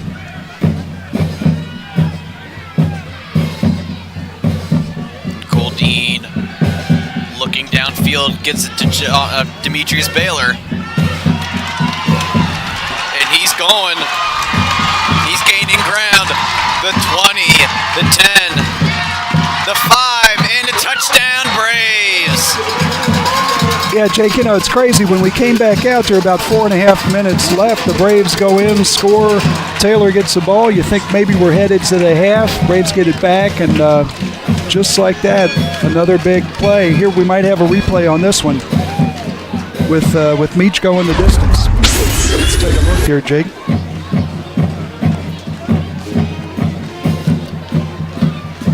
And Dean get a little pressure. Gives it to Baylor, gets a little roughed up. But he turns on those engines and he's out of there. Yeah, the chance to make that play back at the line of scrimmage, when you got him stood up, you really have to swarm and rush in and Didn't happen. Gets a second chance and takes it all the way. Demetrius Baylor, a young man making up for some lost time. And Luke the Leg Lundberg's kick is up and good. Just another streak. We're witnessing the start of another one.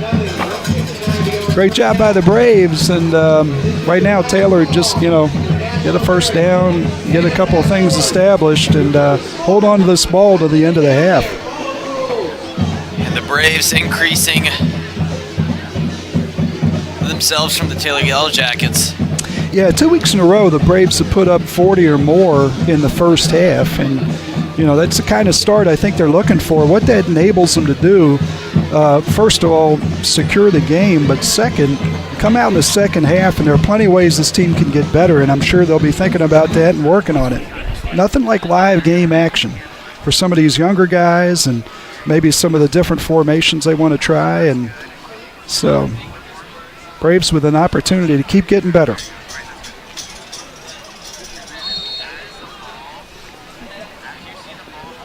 Yeah, this is it's a crazy night in the CHL, Jake. A lot of games that we would expect to be close. Really? Marymount and Reading at the top of the list, and it just not working out that way tonight. And Jacob Swigard gaining some much valuable field position for the Yellow Jackets is brought down at the 32. Yeah, good no call given the situation. Zach Oster, who's running down the middle of the field, and just got tackled. But again, I think understand the context of the situation. Let's we've got a minute 50 here in the second quarter, and we're at halftime.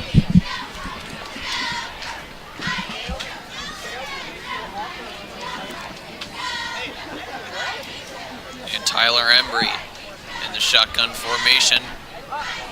Looking downfield, receiving pressure, and is brought down by Will Kleekamp. By Zach Osterhus.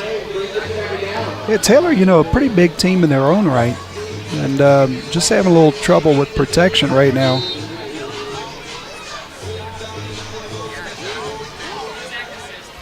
Talking when we had the lightning break to a couple of guys that felt, boy, that would be kind of hard to prepare for triple option with big kids like this on that line. Maybe that's something they look at. When Embry's pass to number 24, Bryce Ham's just a little high. Couldn't quite get a hand on it. That'll bring up a third down situation for the Yellow Jackets. like to think that we'll get to the end of the half with this possession, but here we are in a 3rd and 15, and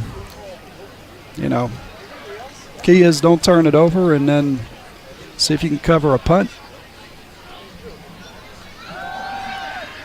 Embry receiving pressure, but is brought down by number 60 for the Braves, Nathan Berger.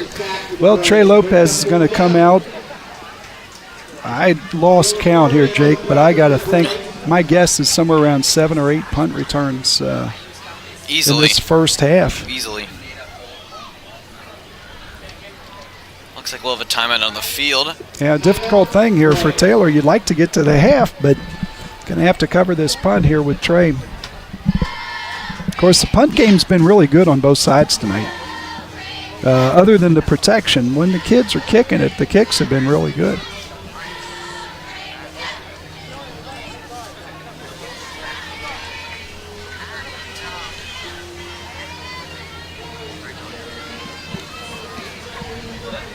So I got a timeout on the field, but we promise you this is not another lightning delay.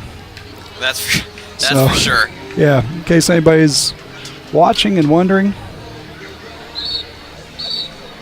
Weather actually really good all day today. I don't think we had any rain. There's been no rain tonight. Very humid. And an update down from Nippert Stadium. Elder up 21-11 in the third quarter. It's St. X up 35-7 against LaSalle. And Deer Park at the halves, beating Finneytown 28-0, and Wyoming up a substantial amount against the Madeira Mustangs, 56-0 at the half as well. Wow. Yeah. Tough night, a lot of blowouts. Great play by the punter right there to take a high snap and not only make the play, but then got it away. A nice kick, got the ball all the way out to about the 45, actually the 47, and forced a fair catch by Trey Lopez, which we've seen it twice tonight, but we don't see it very often. So great job by Taylor punter. Once in a blue moon, you'll see Trey Lopez signal a fair catch. And Dean looks to Williams. Just couldn't get a hand on it. Yeah, Demetrius Baylor, a tough play right there.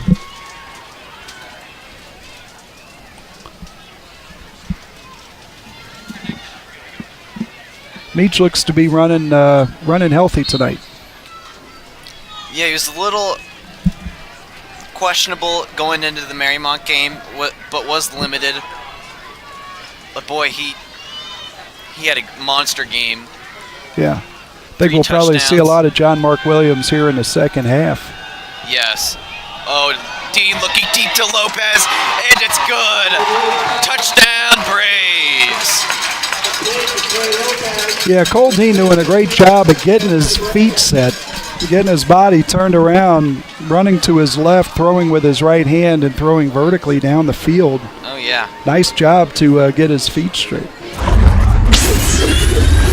We'll take a look at that, Brian. See Lopez in motion. Turn that body and throw off that front foot. Oh, yeah. Throw off that left foot. Great play. Stop himself with that left foot. Very nice, on target. Cole does a great job, really, does a really good job of throwing while he's moving.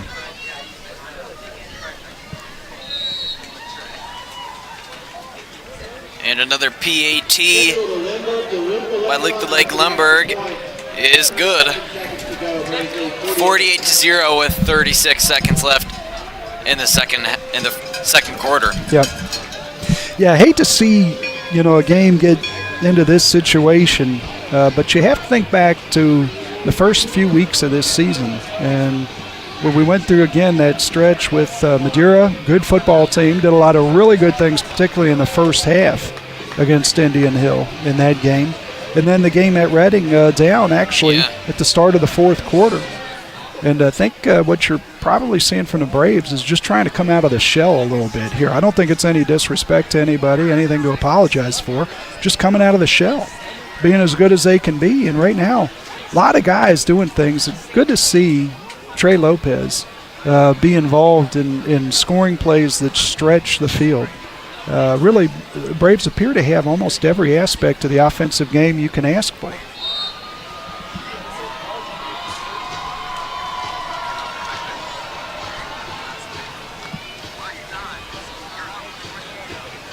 Back to receive for the Yellow Jackets, Jacob Swigard. And Tyler Wadpole, but it looks like Swigard will take it. And a nice tackle by number 17 for the Braves, Jake Fox, the sophomore. Yeah, how about Jake Fox? He's starting to see a lot of the young players come in and make good contributions to this team, and boy, the depth is just tremendous.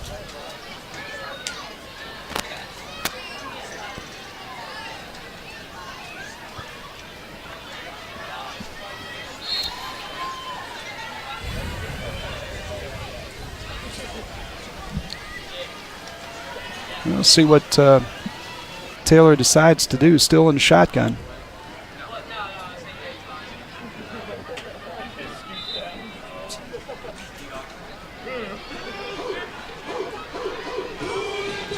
Well, Jake, we're under 22 seconds here left in the first half. At halftime, of course, being homecoming, we have the homecoming court.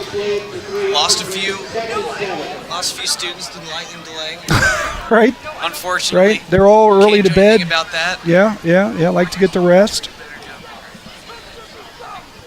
but still have the full slate of festivities for the half. And Embry looking to Blake Brunswick, shakes the first tackle, but is tackled by Charlie DeGennaro for the Braves defense. Yeah, Braves doing a good job of getting to the ball.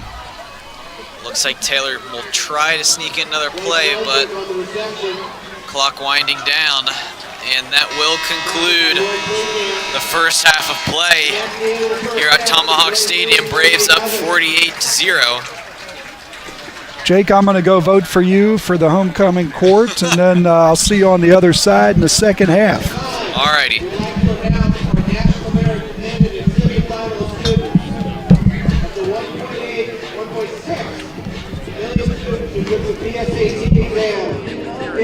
Were the highest scores qualified for recognition of the National Merit Scholarship Program. In September, these high scores are notified through their schools that they have qualified as either a commended student or a semi-finalist. In late September, about 34,000 of the approximately 52,000 high scores for PSATs received letters of commendation and recognition of their outstanding academic promise. Although committed students do not continue in the competition for National Merit Scholarships, some of these students do become candidates for special scholarships sponsored by corporations and businesses. Our 2018 National Merit Committed Students are Matt Davis. Sumner Colahan, escorted by Bill and Liz Colahan. Oh, is Red Team inside? Red Team's in the locker room. Elena Gobo, escorted by Amanda Gobo.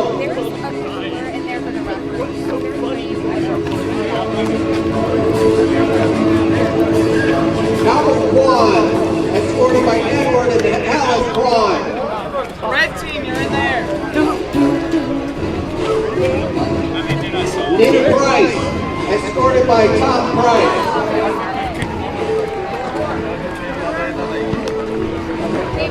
The National Hispanic Recognition Program recognizes approximately 5,000 Hispanic Latino juniors each year from among juniors who take the PSAT. As with the National Merit Scholarship Program, NHRP uses the junior year PSAT as a qualifying test. Our 2019 National Hispanic Scholar is Keegan Grace, escorted by Jen Grace and Michelle Ortiz Grace. In early September, about 16,000 students of the 50,000 high scorers were notified that they had been qualified as semifinalists. To be considered a National Merit Scholarship, semifinalists must advance to final standing of the competition by meeting high academic standards and all other requirements explained in the information provided each semifinalist. Thanks, guys. Our 2018 National Merit semifinalist students are Bethany Eisen, escorted by Kevin and Nellie Eisen.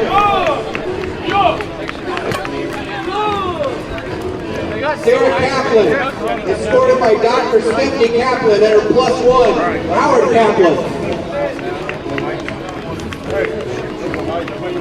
Mark Kolodenko, escorted by Eugene and Yana Kolodenko.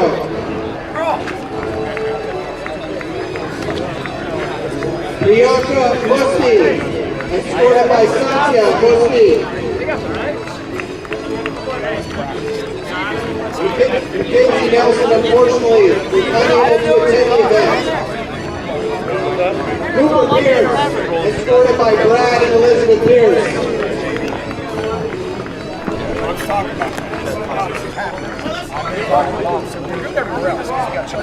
Alyssa Questel, escorted by Ken and Michelle Questel.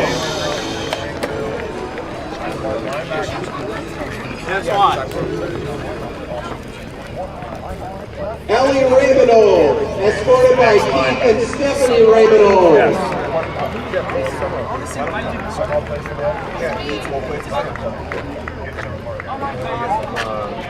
Sam Richardson, escorted by John Richardson and Jen Riley.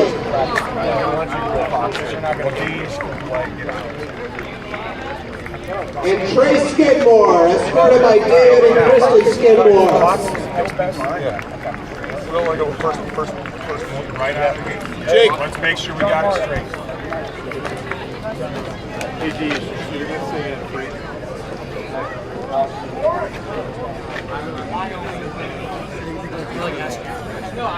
Graham, where are they?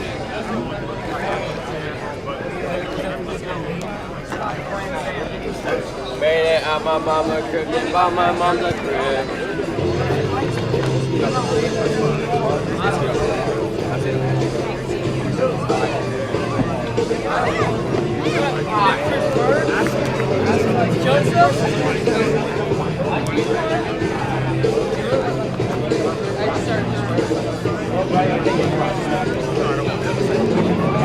Ladies and gentlemen, let's give a big round of applause for our 2018 National Merit Tremendous, National 18, National Hispanic Scholar, and National Merit Semifinal students from Indian Hill High School. Congratulations!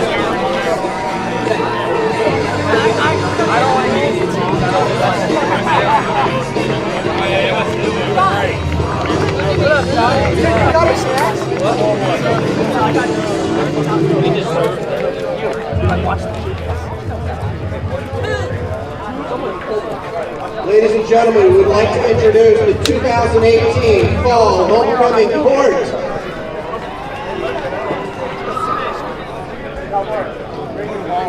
Representing the nominees for the class of 2022 are Princess Paige Falter and Prince Peter Shakely.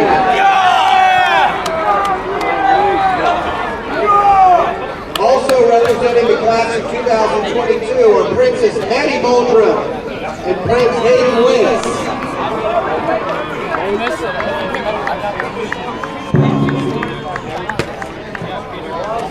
Representing the nominees for the class of 2021 are Princess Abby Campa and Prince Nick Adair. Also representing the class of 2021 are Princess Zoe Hyman and Prince Amitesh Verma.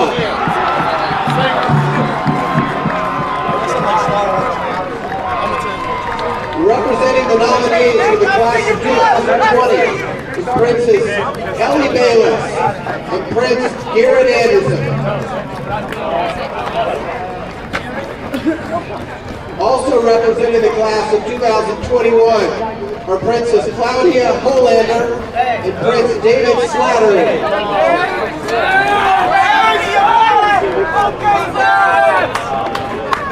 And finally, representing the nominees for the class of 2019 are Princess Lexi Magenheim and Prince Jalen Thornton.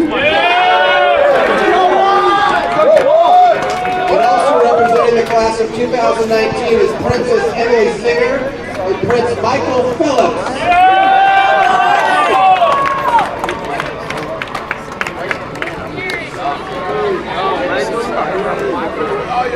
Wait, he won him.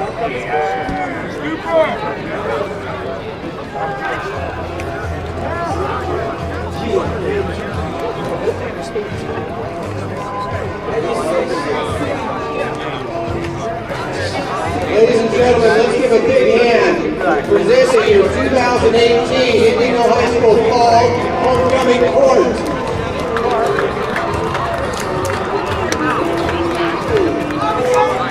And now we will announce the winners of the Fall Homecoming Court. As I announce the winners of the court, please step forward.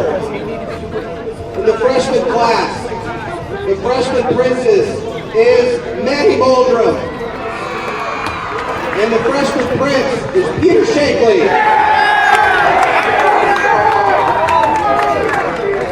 In the sophomore class, the sophomore princess is Abby Campa. And the sophomore prince is Amitesh Verma. Now for the junior class.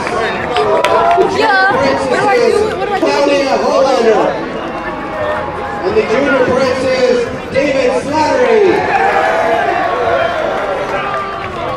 And now finally, for your senior class, the 2018 Fall Homecoming Court, your homecoming queen representing the class of 2019, Lexi Magenheim. And your homecoming king is Michael Phillips. Congratulations, ladies and gentlemen, your 2018 fall homecoming court.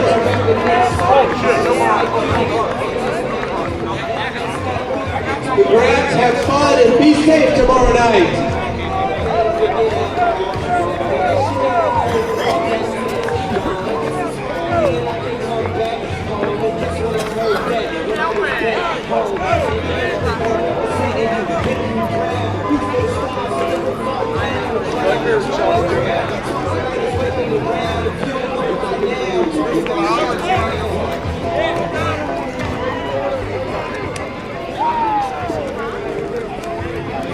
Ladies and gentlemen, the team are taking the field. When we start the second half, we will be on a running clock. Again, we'll be on a running clock for the second half as long as the differential is at least 30 points. And at the conclusion of the game, please stay. Your 2018 Indian Hill High School Marching Band will be performing their full competition performance at the conclusion of the game. Thank you.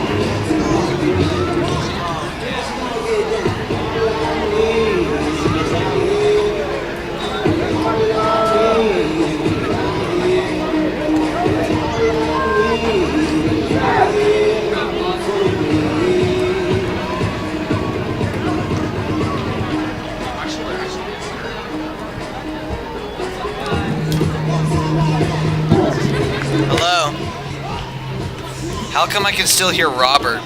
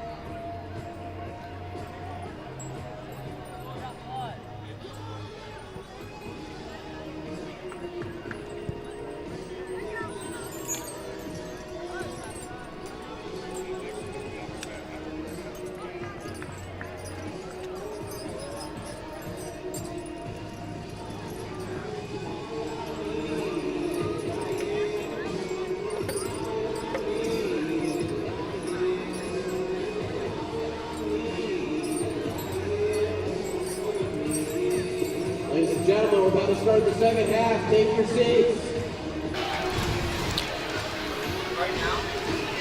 And welcome back. We're just about to start the second half here at Tomahawk Stadium. Braves are up 48-0 as we start the third quarter. Now, Brian, what do you think the Braves have to keep executing to keep this momentum? Right. Well, second week in a row that the Braves have come out and put up 40-plus in the first half. Second half, Jake, I mean, to be honest with you, I'd love to see some guys get in, start to learn to trust some of the additional teammates. Like to see them, just continue to be better, crisper. Make every block, hold every block as long as possible, and fill every gap, do your job every single snap. So I think it's just more about becoming a better football team here in this second half.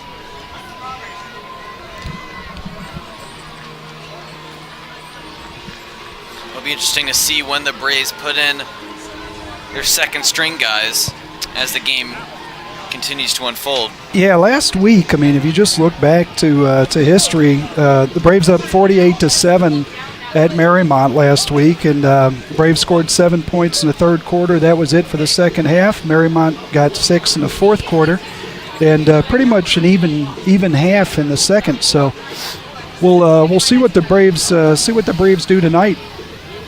Again, not too worried about the scoreboard, just considering all the little details that you'd like to clean up and get better. Jake, another thing that's been very impressive about the Braves tonight, a lot of guys contributing and a lot of underclassmen playing a big part in this one. So I think to continue that and just see how deep we can get into this Braves roster. One thing with this coaching staff, just to kind of take that a step further, with this coaching staff, you're going to have, it's a group of teachers.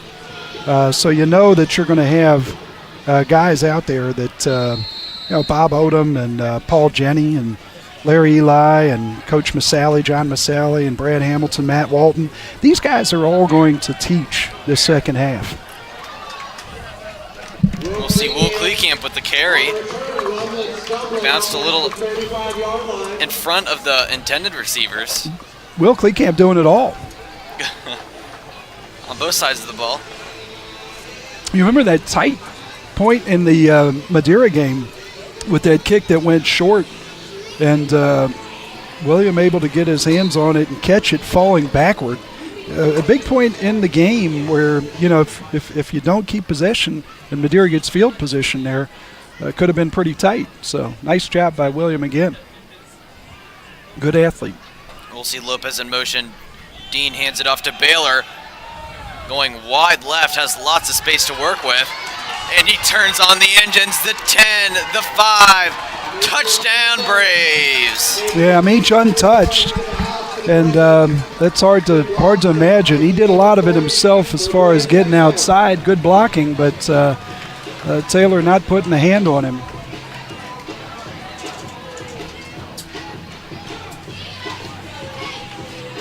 Braves continue to play hard here in the third quarter. That's for sure.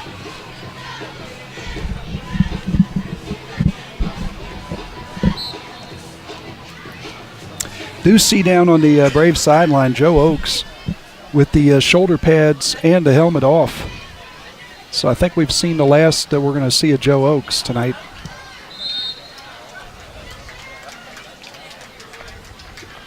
And another Luke Lundberg back with the PAT is good.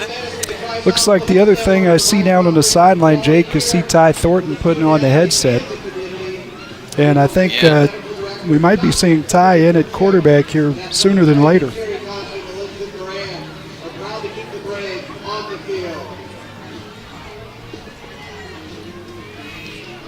Give the young freshman some quarterback reps. Yeah, you see the coaches huddling right now. I think as much as anything, they're talking about personnel.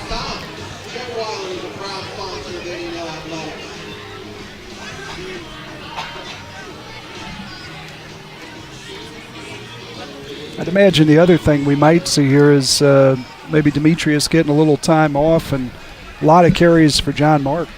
John Mark coming in with a lot of carries this year, but obviously both these guys really in limited roles up until this year as far as carrying the ball. So both of them getting the feel and getting better week by week.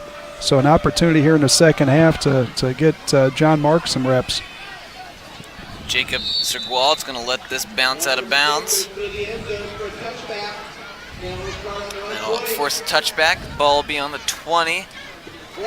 First and 10 situation for the Yellow Jackets.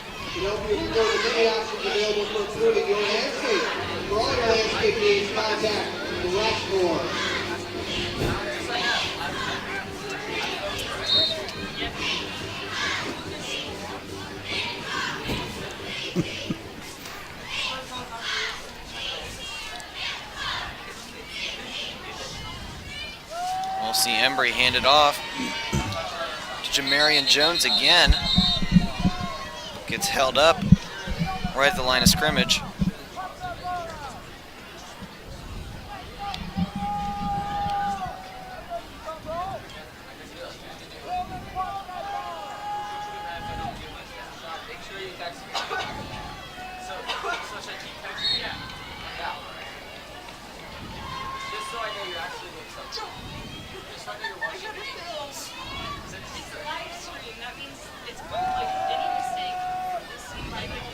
And Embry looking downfield. Oh, and it looks like that catch will be good. It looks like a little contact on the play with Duke Weiler. Yeah, heck of a job to make the catch. 24, Bryce Ham with the catch. Quite a bit of contact down there, like you said, Jake. And looks like Duke coming up maybe with a little bit of an issue with the elbow or the forearm. But I think he's okay. He's going to stay in. Arms locked. Embry to number 11, Jacob Sergwald again. And the gain of about 3. Yeah, seeing a little bit better tempo here. Like that. Finally starting to see the Yellow Jackets rolling a little bit with some momentum. Embry getting those guys up on the line, getting the play. Hurry up offense by the Yellow Jackets. Looks to his left, back to Sergwald again. The gain of about 6. Yeah, Jake, we've talked about it before, and we think back to the Madeira game in the tight first half. Madeira played against Indian Hill. Getting that ball outside, getting that out in space for some of these athletes to make a play. Like what they're doing. And Embry looks like he's going to keep it, but will not convert on 3rd and 4. Yeah, John Mark Williams off the field right now. Jalen Thornton off the field. So good opportunity really for both sides to get better.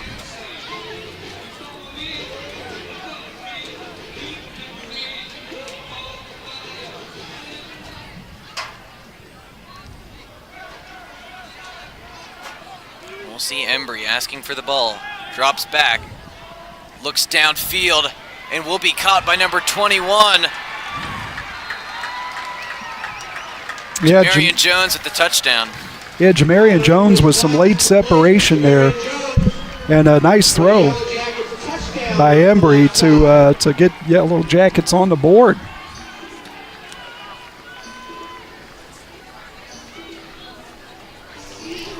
Looks like his feet were going behind him, and he still stabilized and managed to get the touchdown on that last play.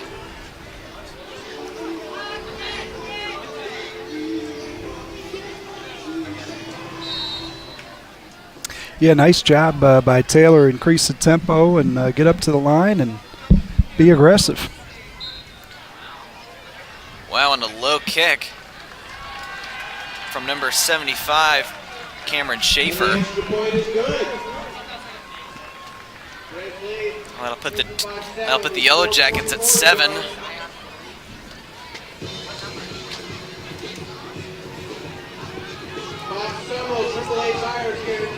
Yeah, Taylor coming in. Inquirer ranked him number 9 in Division 4. And next week they'll be. We talked a little bit about Marymount tonight and the difficulty they had at Reading. Taylor will be at Marymount next week. Marymount number 5 in the Inquirer Division 5 poll.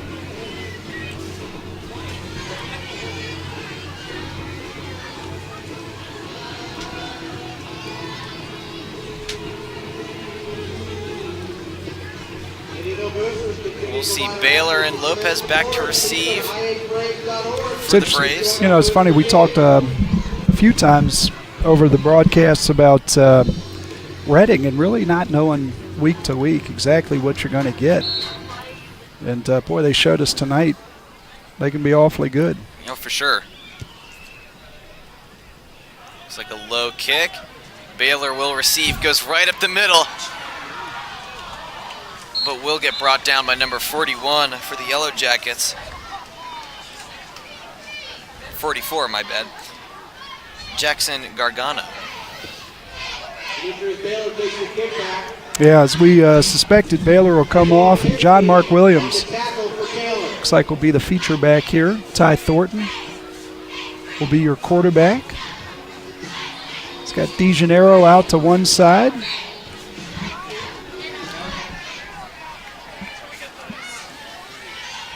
Graham Weiler on the other side. We'll see Williams going to his left. Tackled by number 6, William Lawless. Good patience there by Williams to read his blocks. And, you know, the other thing you love about John Mark, being a wrestler, always balanced and getting his pads down. John Mark, a good-looking back.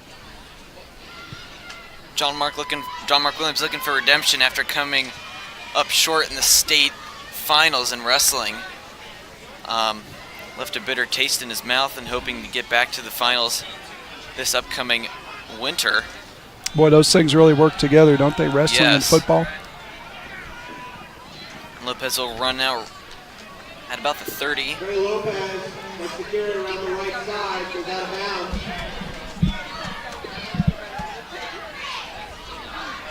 Looks like Lopez just couldn't find the opening he wanted. That'll bring in Will Schneider.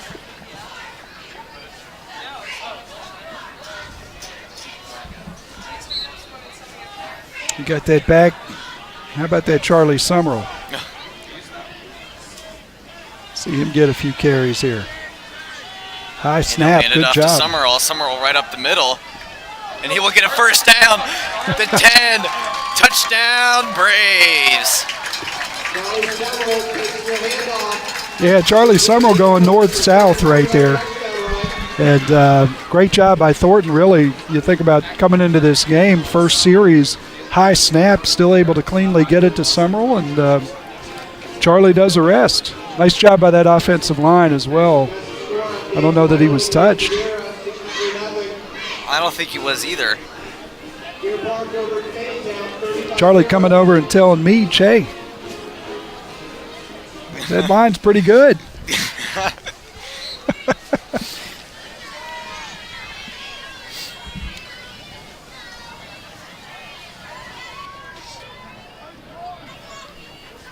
Luke Leg Lundberg will be back on the field yet again. Getting lots of kicking reps, and that one, another make. Yeah, another thing that you'd like to think will come into play is that kicking. Be interesting to see if the Braves get in position maybe for a field goal or two tonight. Just haven't had that come up, but any opportunity they get to improve in that facet of the game, like to think later in the season maybe that'll become a major issue for them, and certainly is a strength. Oh yeah.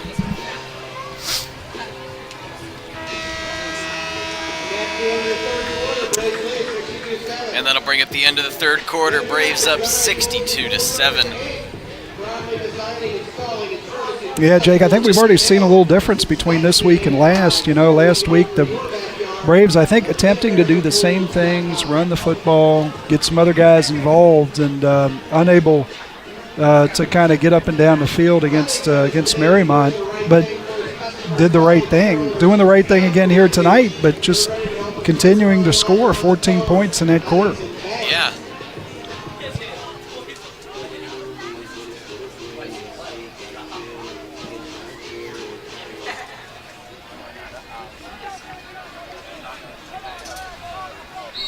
Yeah, just can't say enough about how this Indian Hill team has really morphed itself. They've had 3 good years of making the playoffs and, being a certain type of team, spread offense, and, kind of running up and down the field and really getting the ball in the hands of just a few players. But, boy, this year looking at their personnel, made a great call early. Really, I would imagine brought down by Mark Bennett. Maybe in March or even earlier than that. And really paying the dividends of all the off-season work that they've done to get bigger and stronger. And so now they're in a position where, 9 guys in this season scoring touchdowns. It's a real testament to this coaching staff and these kids how hard they've worked.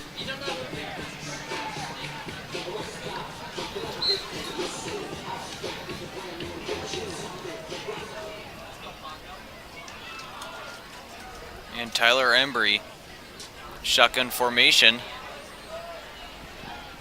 looks downfield, and it looks like he might have underthrown it, but no.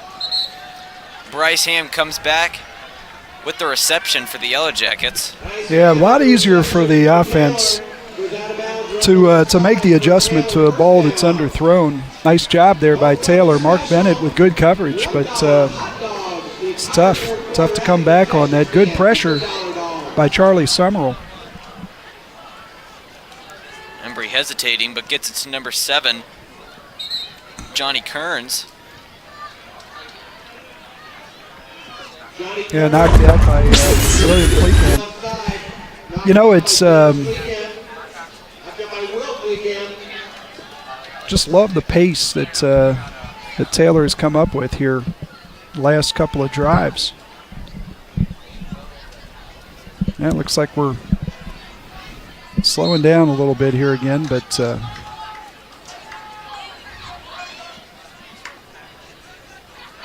we'll see Kearns in motion. Embry hands it off to Kearns. Brought down by number 44, Will Kleekamp. Yeah, Will Kleekamp having a terrific game, and that's one of the guys, young guys will stay on the field in a situation like this. Really, you look at the guys out there, William Kleekamp really a leader out there right now.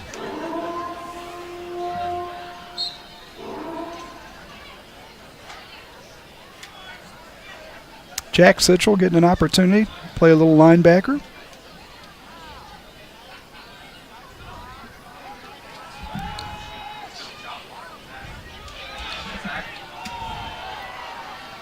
Looking downfield, but no good. Yeah, good pressure there by Zach Osterhus. And not just making the quarterback get rid of the ball, but also getting the quarterback onto the ground. Nice job by Zach. He's been good in kick coverage tonight. Doing a good job here from the line of scrimmage.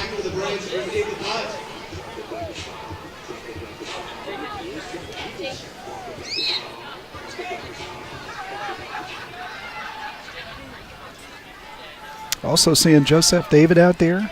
Antoine Peak, Jr., also making an appearance. Back to receive Jake Fox for the Braves. But was brought down by number 73 for the Yellow Jackets, Ricky Hammond. Nice clean field by Jake Fox. Braves in good field position, set up at the 31.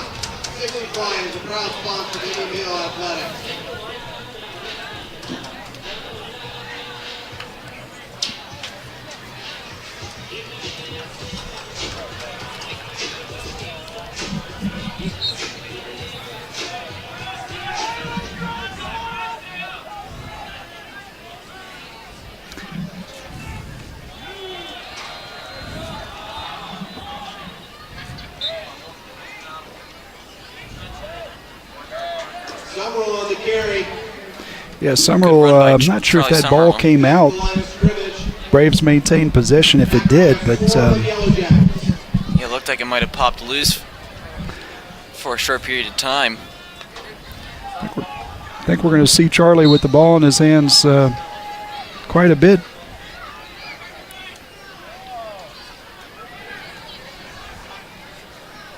And Thornton looking for Jake Fox. Just went over his head. third down.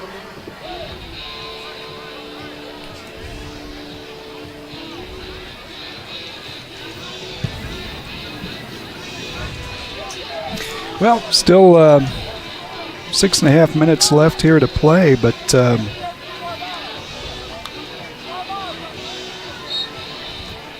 also thinking about the Braves.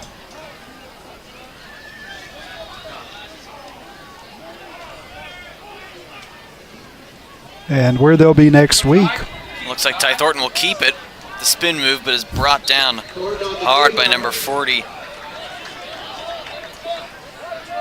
for the Yellow Jackets, Joshua Catman. Yeah, the Braves next week will go to Finneytown, play the Wildcats, then 2 home games. Deer Park will be here. That should be interesting. I think there are a few new pieces. Certainly a different performing team. Oh yeah. Than the last few years. So look forward to seeing them come to Tomahawk Stadium, and then Week 10, Wyoming Cowboys. Looks like the Braves will call a timeout. A few sponsors we'd like to thank for sponsoring Indian Hill Athletics, Grass Corps, Beacon Orthopedics, Jeff Weiler, National Heating and Air, Huntington, Dial 1 Security, Cleat Camp Paving and Asphalt Seal Coating, Mid-American Pools, Sipsy Klein, and AAA Bob Summerall. Jake, just to keep you honest, that Bob Summerall, he really cares, right? He really cares. Good. Just want to make sure. I'll check in from time to time just to confirm. I believe that to be true, though. I always have. Oh, yes. Yeah.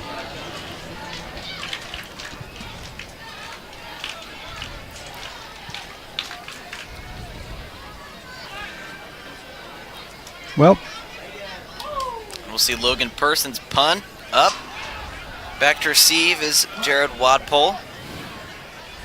Let that bounce. Really nice job by the Braves. Great kick, great coverage, and multiple hats on the ball. Like to see that. Yeah, so the Braves next week at Finneytown, then 2 home games against Deer Park and Wyoming. Believe it or not, to close out the regular season. This being Week 7.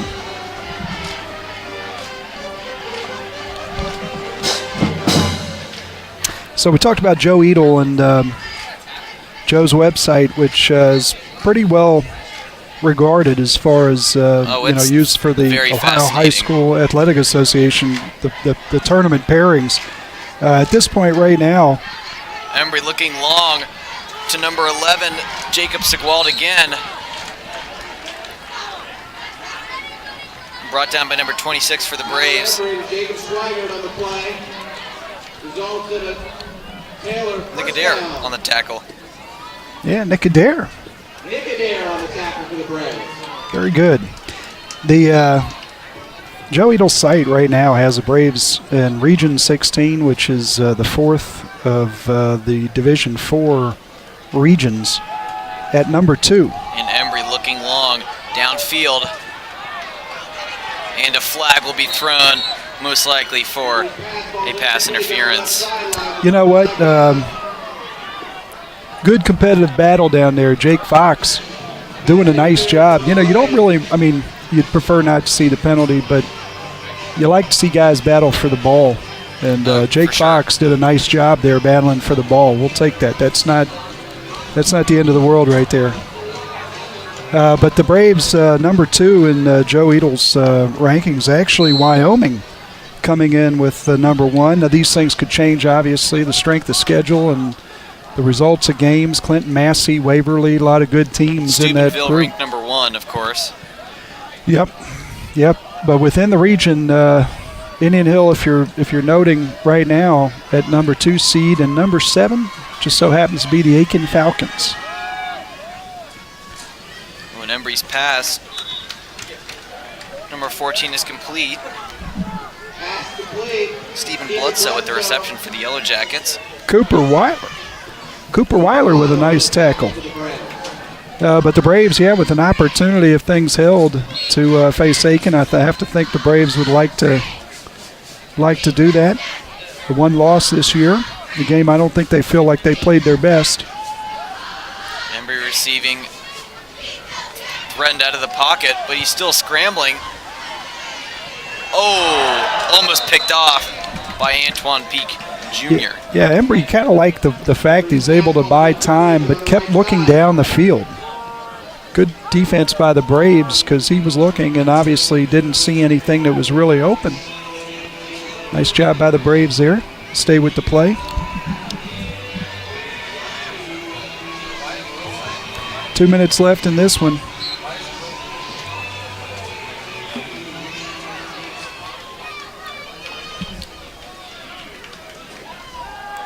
And Embry looking to number 1. Oh, almost slipped right through his fingers. Number 26 for the Braves. Nick Adair just couldn't get a hand on it. Yeah, tough deflected ball, changing direction. Nick Adair, nice job getting his hands on it.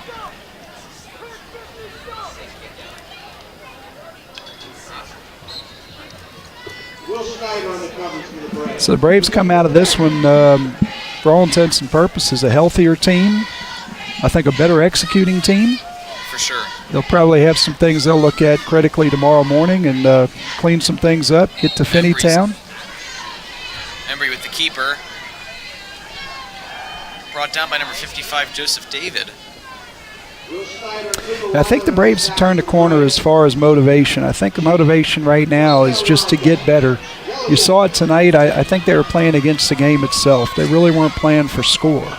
They're just playing to get better, and expect the same thing at Finneytown next week.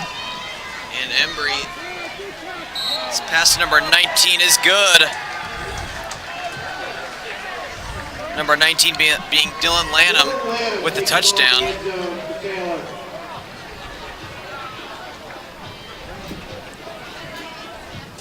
Yeah, good effort there at the goal line by Nick Adair. Braves playing for pride here to try to keep him out of the end zone, regardless of the scoreboard, and Adair doing a nice job. And it looks like the refs, timeout on the field. Yeah, as we say that. Time almost winding down, 12 seconds left in the game.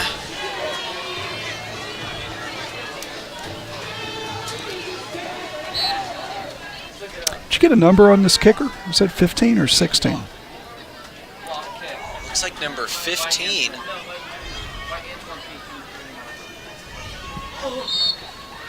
Oh, just hit the right goal post. That PAT being no good.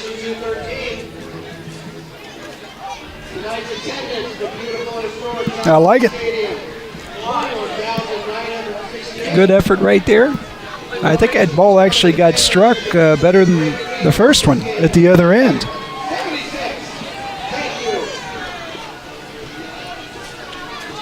Good effort right there. But Braves will get ready for Finneytown and then Deer Park and Wyoming at home. Should be a great finish for the Braves. I can't wait for that Wyoming game. Yeah, three of the last four at home. You can't beat that. Last year's Wyoming game, it was cold, rainy, away. Just a hard game to watch. Yeah.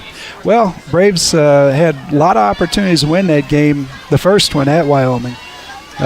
Did not have a lot of opportunities in that playoff game, but the first one there had a lot of opportunity, and one of the things to be interested to see this year is just being able to collapse that pocket, try to do something to control Evan Prather, who, again, as we mentioned before, having just one of the all-time great CHL seasons. And Joseph David trucking through midfield as time expires. I tell you what, great way to end the game. And his teammates up here who are doing the film were excited to see that. I think the whole team's fired up.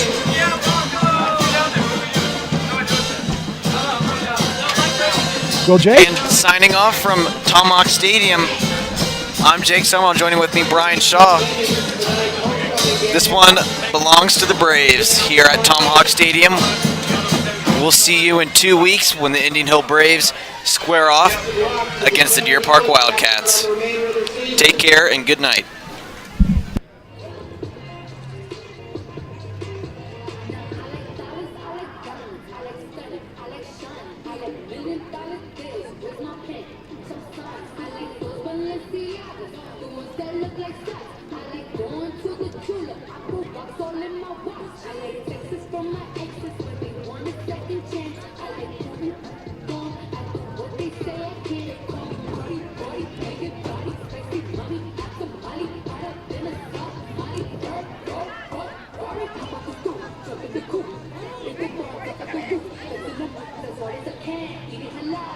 Exclusive coverage of tonight's game on the Indian Hill Television Network has been a copyrighted presentation of the Indian Hill High School Video Department.